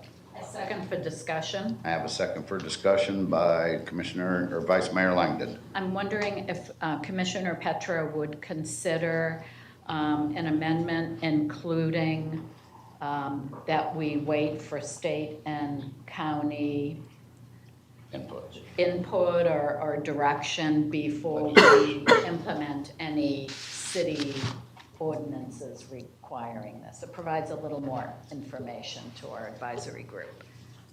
Sure. I'll make the amendment. Okay, that we, Before you, I mean, do you do that first, or if I have another amendment, how do you do them one at a time? Well, yeah, is it different than hers? Yeah. Yeah, I didn't know if she might want to include it, but. but I have another motion that I'm. Probably the one I'm gonna make, but go ahead. Go ahead, Vice Mayor. Okay, that we amend the original motion by including that we wait for state and county direction before we entertain our own city ordinance. I'll second that. Let's see how she. I'll second that motion. I have an amendment made by Vice Mayor, seconded by Commissioner Stokes. City Clerk, you want to read that back? To include language regarding waiting for state and county input prior to implementation of any city ordinance. You always say it so much better than I do. Still have another amendment. You'll have to Is it vote gonna on be that another amendment motion? first. No, it's a second, yeah, it could be a, yeah. You want to make it a motion afterwards? Yeah, that'll work.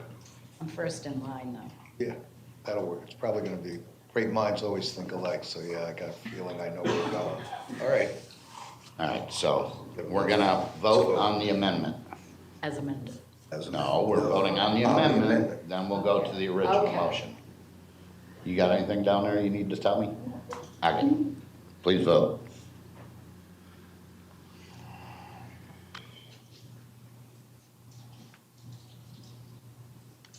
Okay, that passes 5-0. Now we'll move on to the original motion as amended. Thank There you, sir, go. for correcting me. Anybody got anything to that? No, got it clear. Okay, First, there we go. please vote.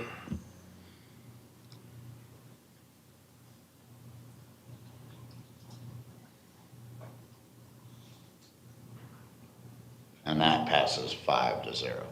Okay.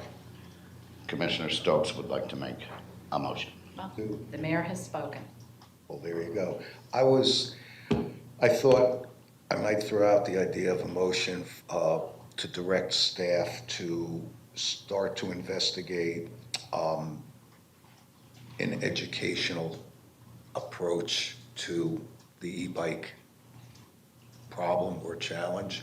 And, while who knows what the legislation might look like, this would at least get us started. Some of the basic, educational information that I think would help hopefully mitigate and educate kids on the dangers of these vehicles isn't a bad thing to do, regardless of what legislation comes down the pike. So, I don't know what you all think of that, but, I would make a motion that we direct staff to, look into the kinds of education and training we might be able to offer our young citizens out there, young and old.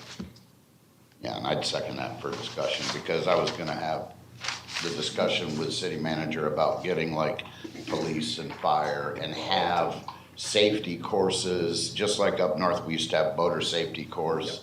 And if they take this course, they pass it, they get a little certificate or even a card that they could carry in their wallet saying, I took the e-bike class, blah, blah, blah. And it, would get the education out there. And plus, if they ever do get in a bind, they could say, hey, I did take the course. And it may help out, It's also, when you think of our Northport University for Youth, when you think of some of the things that the kids in the schools are doing, advocating against vaping and other things, I think there's a groundswell of young people who could really help the city with regard to this whole process. So this could become a real nice community approach to education regarding an issue that, is serious. Well, we got a motion on the I'm floor. list. Huh, for what? Discussion. Oh, you want I to have a talk? Go question. ahead. Yeah. Go ahead. So I have a Deny. question, Never number mind. one.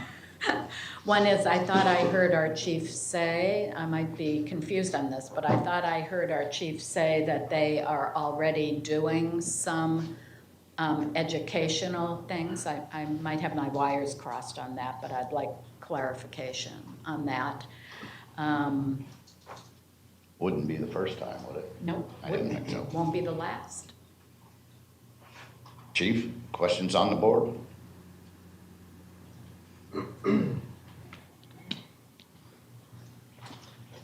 Chief Garrison, yes, we are doing educational campaigns on this, but until the law is enacted, it's going to be hard to fine tune exactly the bullet points for the training. So basically, we're doing educational awareness about the safety and the current laws that affect e-bikes right now, but until the new law goes into effect, You're we'll be really able to fine limited tune in what you the can program, do. yes. Well, at least you've started the process, and that's all we were looking for, is to get different avenues and angles for when we do launch it. We don't have anything written in stone, so Right. it's all hypothesis. Right. And then I have a comment too regarding this, and direct to me if this should be a motion, I don't think so, but in a soon-to-happen meeting, I think our next meeting, we will be discussing an ordinance to create a teen advisory / action board for the city. If and when that happens, I think this topic would be a great topic for them to discuss and make a recommendation to this commission on how they'd like to see the city proceed. And I think by then we'll have some clarity in terms of what the state is doing, what the county might be doing. We can get input from our teens regarding what they would like to see. Yeah, Ms. Faust, is that like revitalizing the YOAB board? Revitalizing what? YOAB, Youth Advisory Board? We're actually working on bringing the, it to commission. It should be it's still with the city attorney for review. We're just tweaking some last minute things. And Right, then but we'll- you're bringing that back Yes. to us, okay? Yes. Because we had it in the past, and we don't currently have one, but we're gonna revitalize it. Yeah, this one's gonna be a little different, but. That's fine, yeah. that's fine. Yeah, no, we don't need a motion, because it's already in the works. All right, you But done now? making that an agenda topic, yeah. Yeah, I'm- absolutely. Yeah. We'll put you in charge of that board. Thanks. All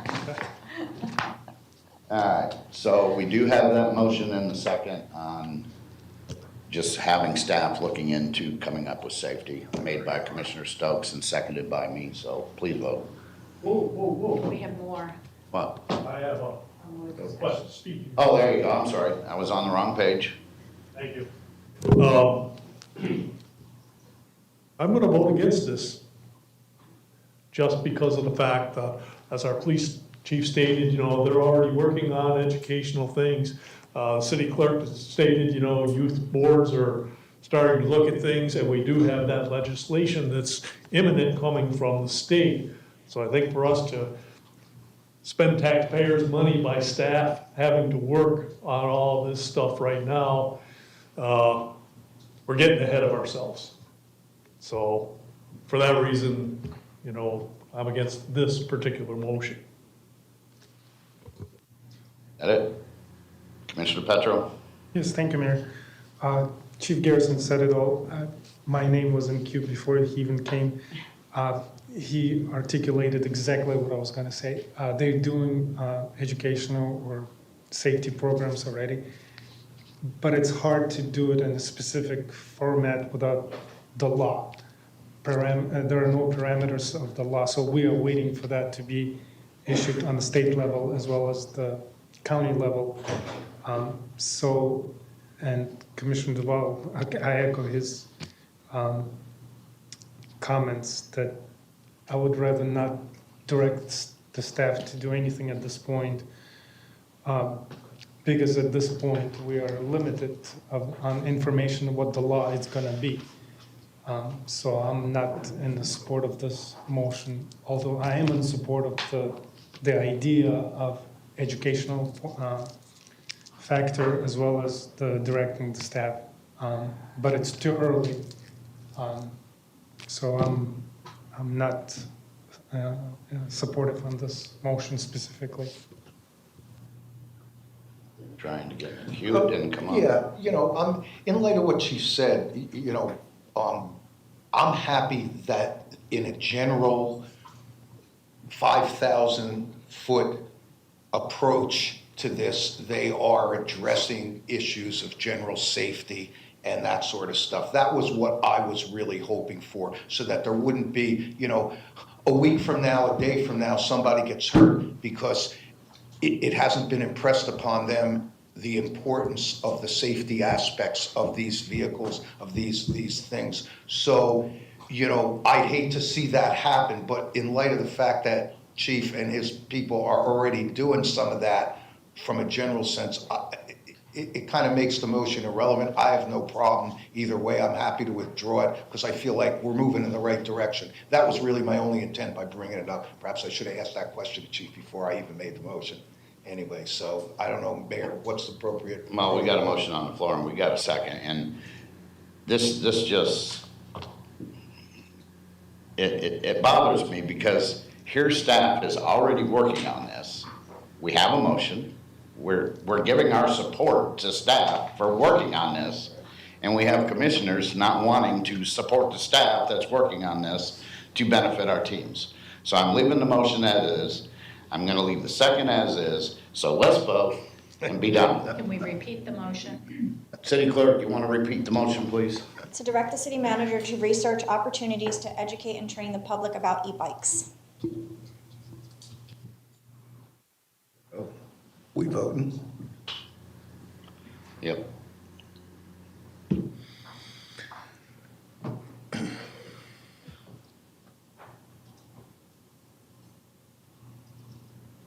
And that fails with 3-2 with Vice Mayor, Commissioner Duval, and Commissioner Petro dissenting. And I have a comment I would like to make as a dissenter. Go right ahead. Educational efforts are already underway by our police department. I expect those to continue. I don't see that this motion impacts that at all. We simply don't want to enhance it at this time. Is that it? Yep, that's it. All right. Before we move on, just to let the teens out there know, we do discuss teen business up here, so stay involved. Your voices do matter. All right, moving on to 26-0440. Discussion and possible action regarding the appointment of a commissioner to the Auditor Selection Committee. Ms. Foz, this is your item. Yes, it is time for the Auditor Selection Committee to start meeting. Their first meeting is going to be in November 2026, with their last meeting being March of 2027. And one of the requirements is for a commissioner to be appointed to this board during that process. So we're here for y'all to select a commissioner, and I would recommend that it's one that we know is going to be here from 2026 to 2027. And that's not me. No, sir, that is not you. So I get off of this committee. Stokes is still a maybe, so no, I'm just kidding. So we have 3 others that we have a guarantee to be here. So does anybody wish to volunteer for this board? Check your, Well, just say hey. hey, Go ahead. I'll volunteer. We have a volunteer. Do we have anybody else that wants to possibly volunteer, or you have a question? Go ahead. Thank you, Mayor. What is the time commitment on this position? I know that they only have 4 meetings, so there will be one in November, one in December, one in January, and one in March. So that is when you would actually meet for this process. Are those times set, or we? There's no time set yet for the meetings, just the date. I would like to volunteer as well, but Would you care to volunteer too, sir? Why not? Okay, we've got 3 volunteers. I'll withdraw. Okay. didn't mean to impact you.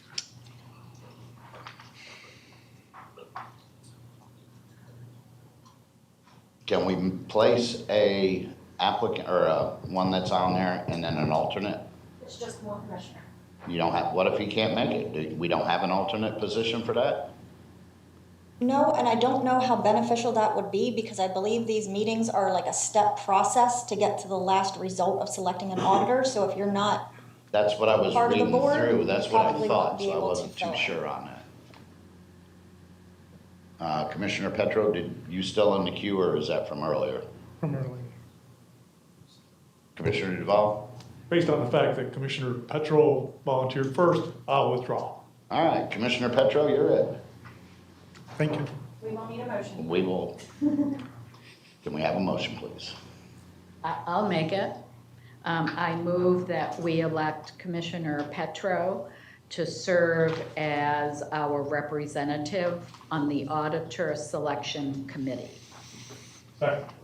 All right, we have a motion on the floor made by the Vice Mayor. City Clerk, can you read that back to me?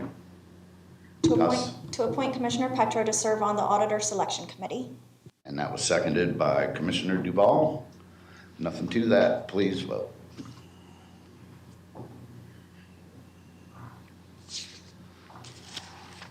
Sir, before I do the vote, we do have a public comment. Oh, sorry. Public comment, please. Yes. Tim Doyle?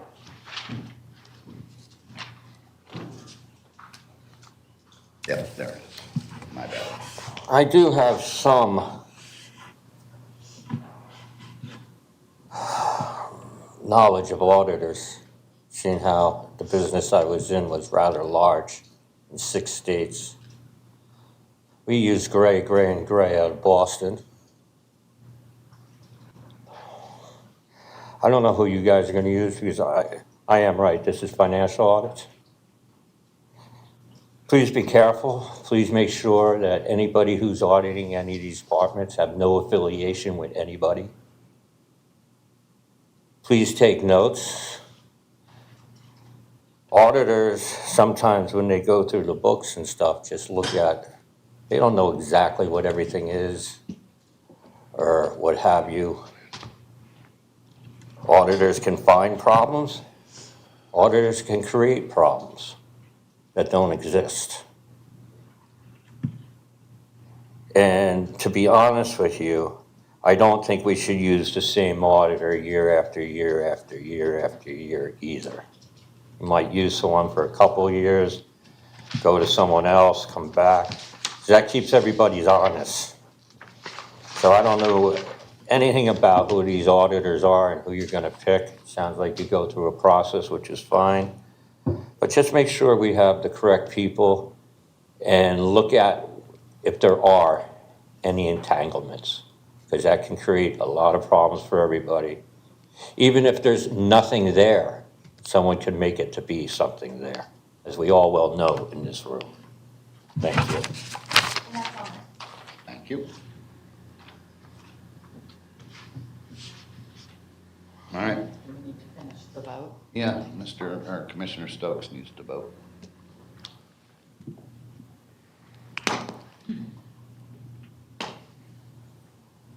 And that passes 5-0. All right. Quick question. I know we have a hard stop at noon for lunch with the students, but we only have one item left. And we got 10 minutes till noon. If we run over by a few minutes, is that okay with the students to where we can just finish up this meeting and move on?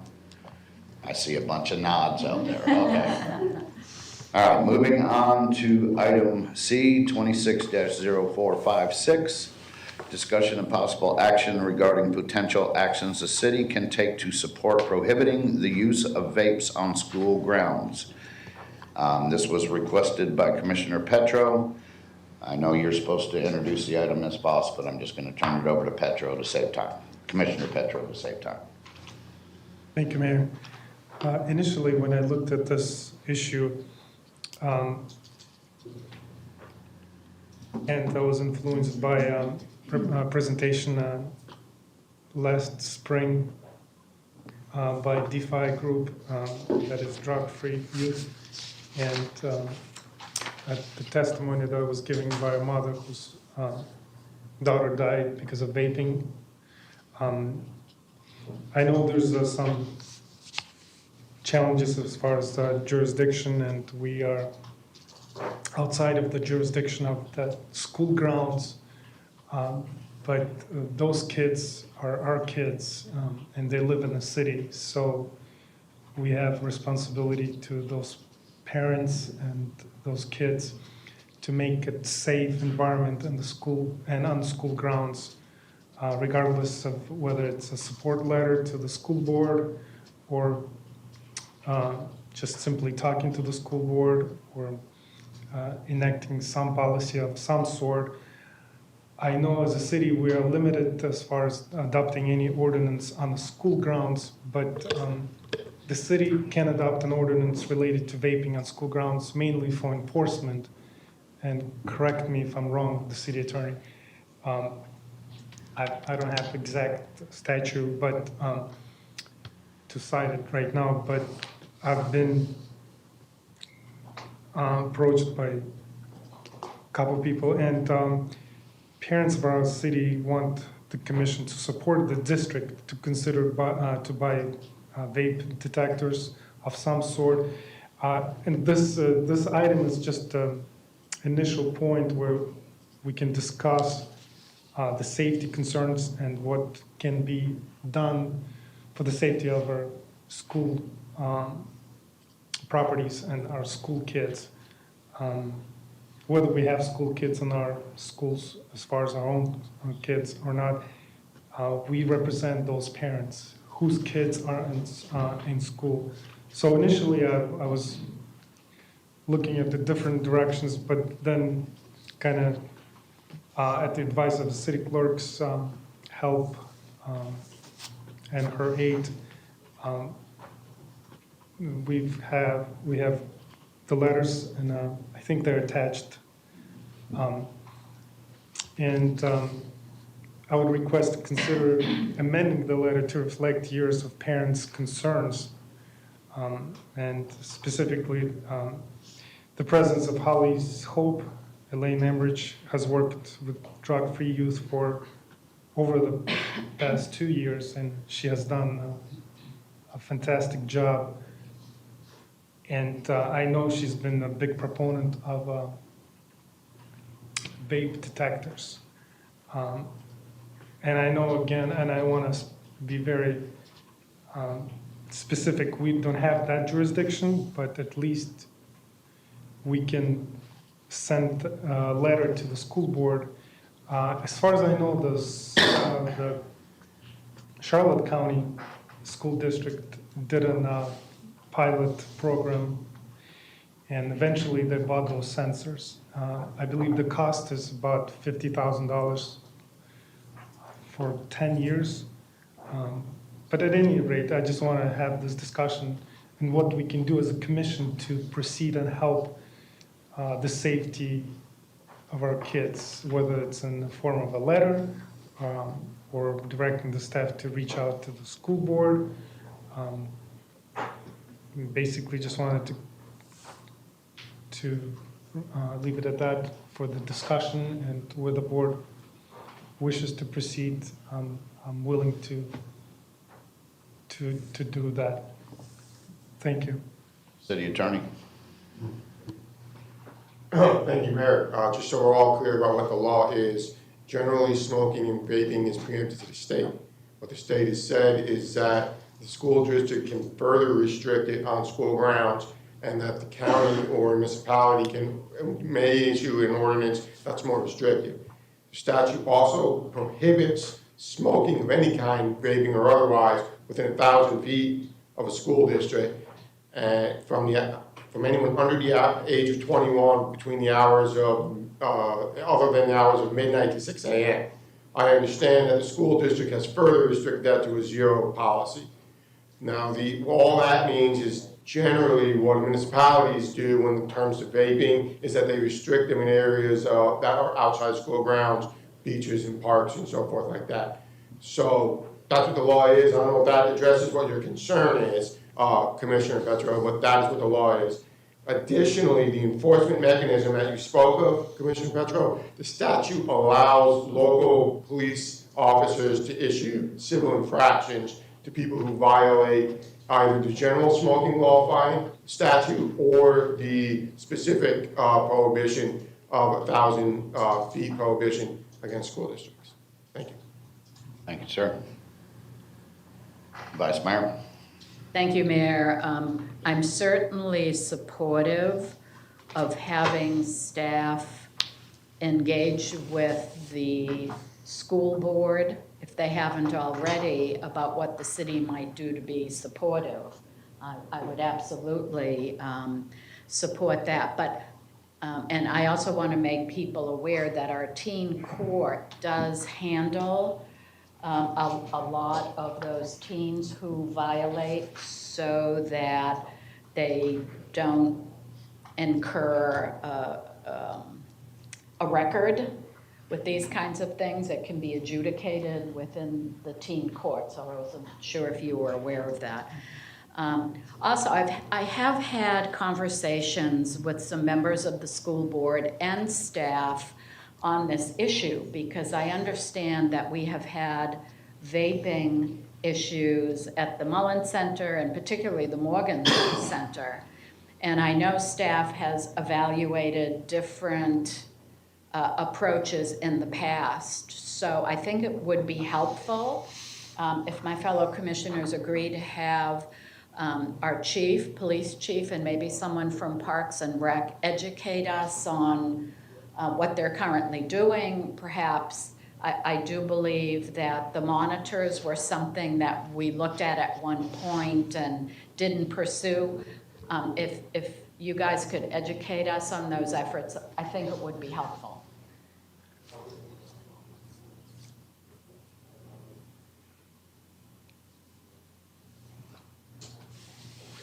Flip a coin. Heads on both sides. Chief Karras, what I can explain to you is that we are working with the school police department on these issues that are occurring within the schools. I just want to remind you, they have their own police department and their own governing body that handle those. We handle the charter schools, and they're handling the public schools. As of last week, we had our K-9 resources sent to Northport High School to work with the police department out there and do some searching of these items. So we are working in concert with our partners at the school board. Trish Sturgis, we are working in cooperation with PD. So we have, the known users. They're issued a warning. If they are continued to have that happening in the center, we contact non-emergency, they respond, and then that's how it's dealt with us in Parks. If I might ask a question. Sure. Am I correct that we did evaluate at one point putting those monitors up in our two community centers, and what was the thinking or outcome? Yeah, correct. We did evaluate that. The difficulty that we have, that the schools have the ability to have a teacher enter. We don't have the ability to do the enforcement that the school does. So the detector really is a difficult place for us to be in, because once the detector goes off and I walk into a restroom, I have no enforceability to check and verify who, what, where, and when that was used. Thank you for that. That's it. Let me just add to that, though. On school grounds, there's more restrictive measures that the law gives the school district enabled to search and stuff like that. The Morgan Center and Mullen Center are city properties. That's just like any other public space that we have to operate within the realms of the law. School districts don't have a lot of those restrictions. They can do a lot more than what we can outside. Thank you. Commissioner Stokes? Yeah, as far as I'm concerned on this issue, it's, this is a school board issue. While I appreciate commissioners' desire to make sure the citizenry knows that we support efforts to mitigate and prevent vaping in the schools, I'm supportive of a general letter that our attorney drafts. He can use whatever Commissioner Petro put together, but put together a general letter that goes out under the signature of the mayor on behalf of this commission.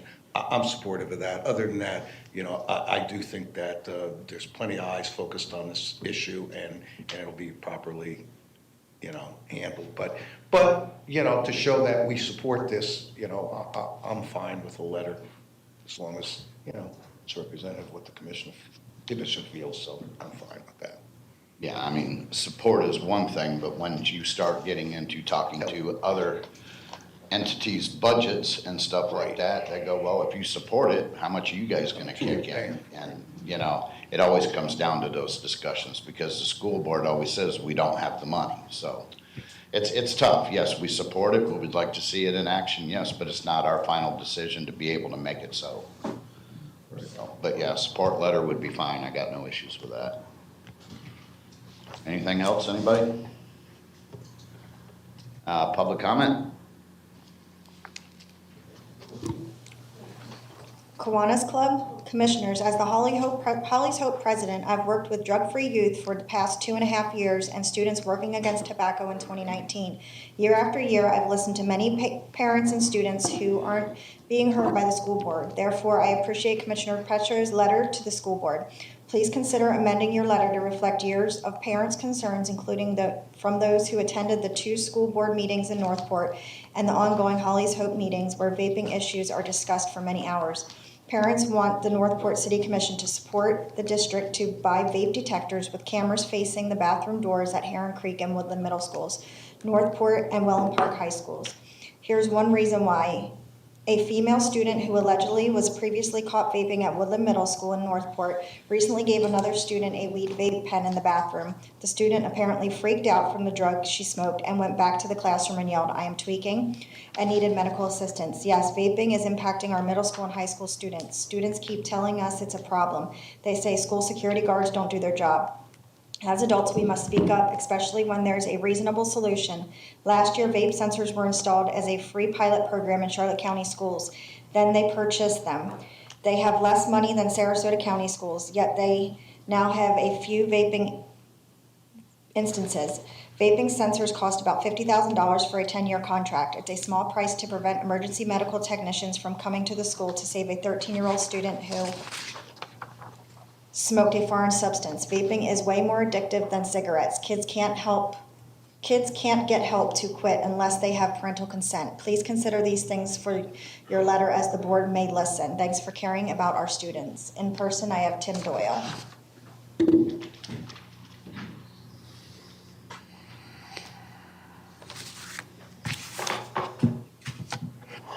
I'm not gonna downplay this. I don't vape.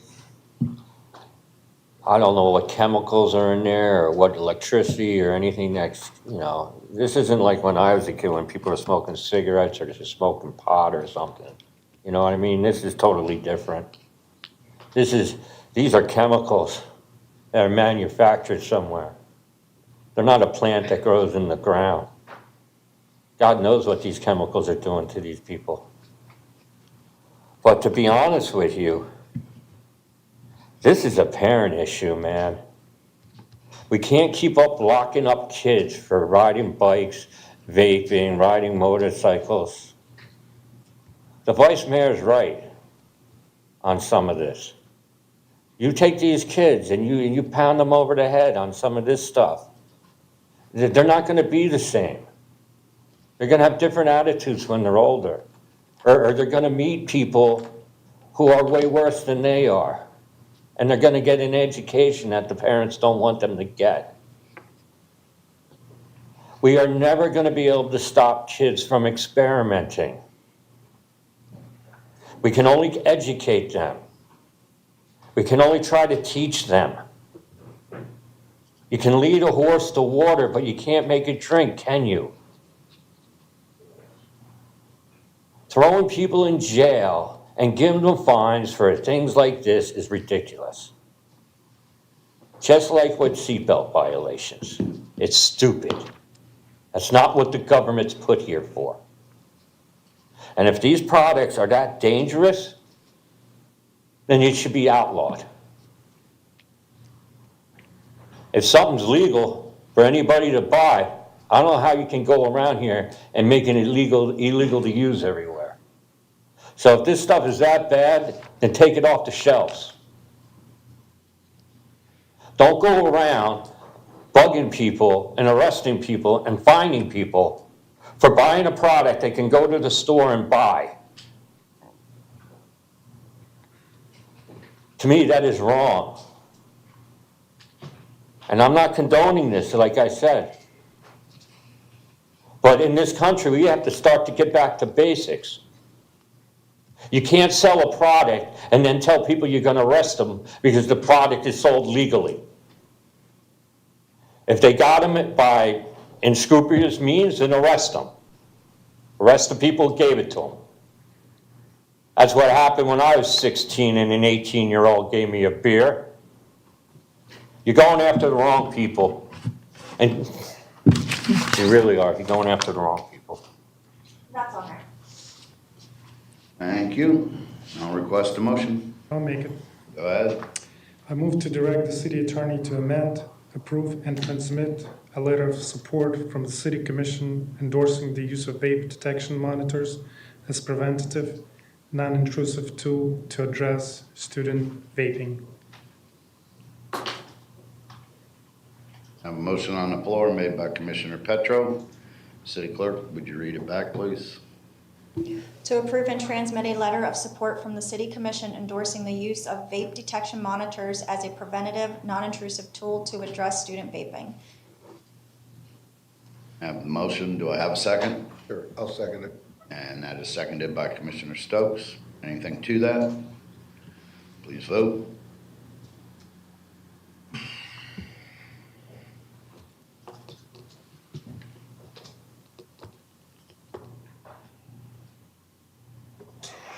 And that passes 4-1 with Vice Mayor dissenting. Anything to that? Yes, Mayor, thank you. I'm totally supportive of a letter to the County School Board advocating a zero-tolerance vaping policy, but I don't think it's our place to support how another governing body should use their budget or set their policies. I think that's up to them. Had the motion been advocating a zero-tolerance vaping policy, I would have been all for it. That's it. Thank you. Moving on, general public comment, City Clerk.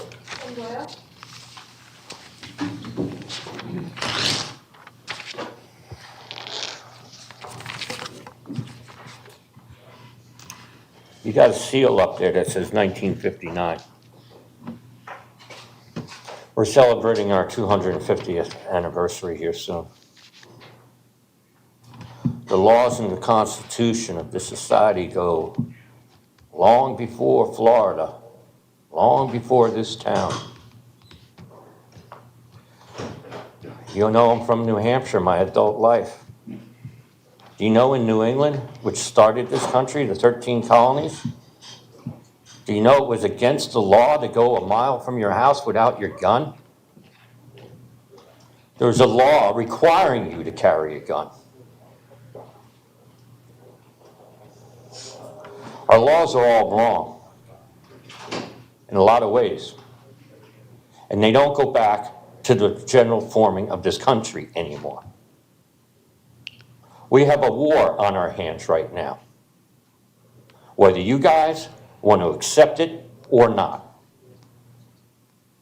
We need to start to take some action in our own community to make sure that the children and us are safe. I did not attack Iran. I did not kill their pope. Someone else did.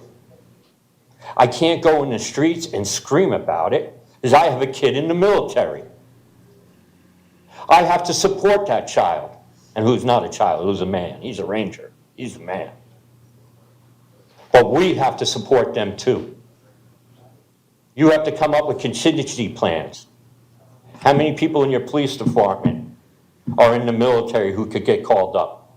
How many people in the fire department could get called up tomorrow? How many people at Public Works could get called up tomorrow? I hope you all have contingency plans for this stuff. The other thing is, did you mail a letter to Senator Scott asking him for a system in this town to protect us from the drones? Are you gonna send a letter to Stubbe asking him for an air raid siren? Do you know, when I grew up, there was missiles not too far from my home to protect the harbor? Do you know every Saturday the signal went off? There's nothing in this town. Are you gonna pass an ordinance that allows me to build a bomb shelter in my backyard without a permit? So when the people come here, they can't go to your offices and see where I'm hiding. These are the things that you need to be talking about right now. You may not like hearing this, as I could be screaming about something else right now. But I'm going to the things that are very important right now, and that's the safety of this country. And where are the roadblocks to get the foreign army out of our country?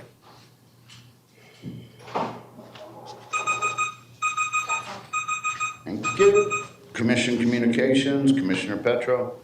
Yes, Mayor. I attended back to the 60s and 70s annual employee appreciation luncheon, and I gotta tell you, it was fun to see people dressed up. I think the person who won the contest is Matt Powell, whom I did not recognize from the city clerk office, and yeah, it was fun. That's about it for me. Vice Mayor. I will defer in favor of joining our guests for lunch. Same here. Commissioner Stokes. Attended the Do the Right Thing this past week. It's always great to see young folks doing the right thing. Attended the Cub Scout 257 Pinewood Derby. Picked a winning car for a change because Emmerich wasn't there. I popped in on the Northport University class that they did on policing up at the safety building in Welland Park. That was great to see good attendance and people learn a little about how our city works and how it operates. And I also did go to the annual Employee Appreciation Day, which is always great to get together with our team. So with that, that's all I got, Mayor. Yeah, I'm so sorry I got to miss that. That is my favorite thing to go to every year, but I had a funeral to attend for a friend of the family. Commissioner Duval.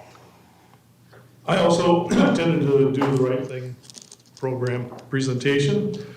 Friday, I spent the morning with the Awakened Church people serving food. Saturday, I did attend the Cub Scout Pinewood Derby. And this morning, I'm sorry to see that they stepped out. I wanted to apologize for showing up late this morning with our STAR students. I'm glad to see that they're here. Thank you. Thank you. City Manager. No, sir, Mr. Mayor. Thank you. City Attorney. Nothing, Mayor. City Clerk. Nothing, thank you. All righty then, it's 12:14 and I adjourn this meeting. I think there's a lot of misunderstanding out there about really how these departments work, how the city really works.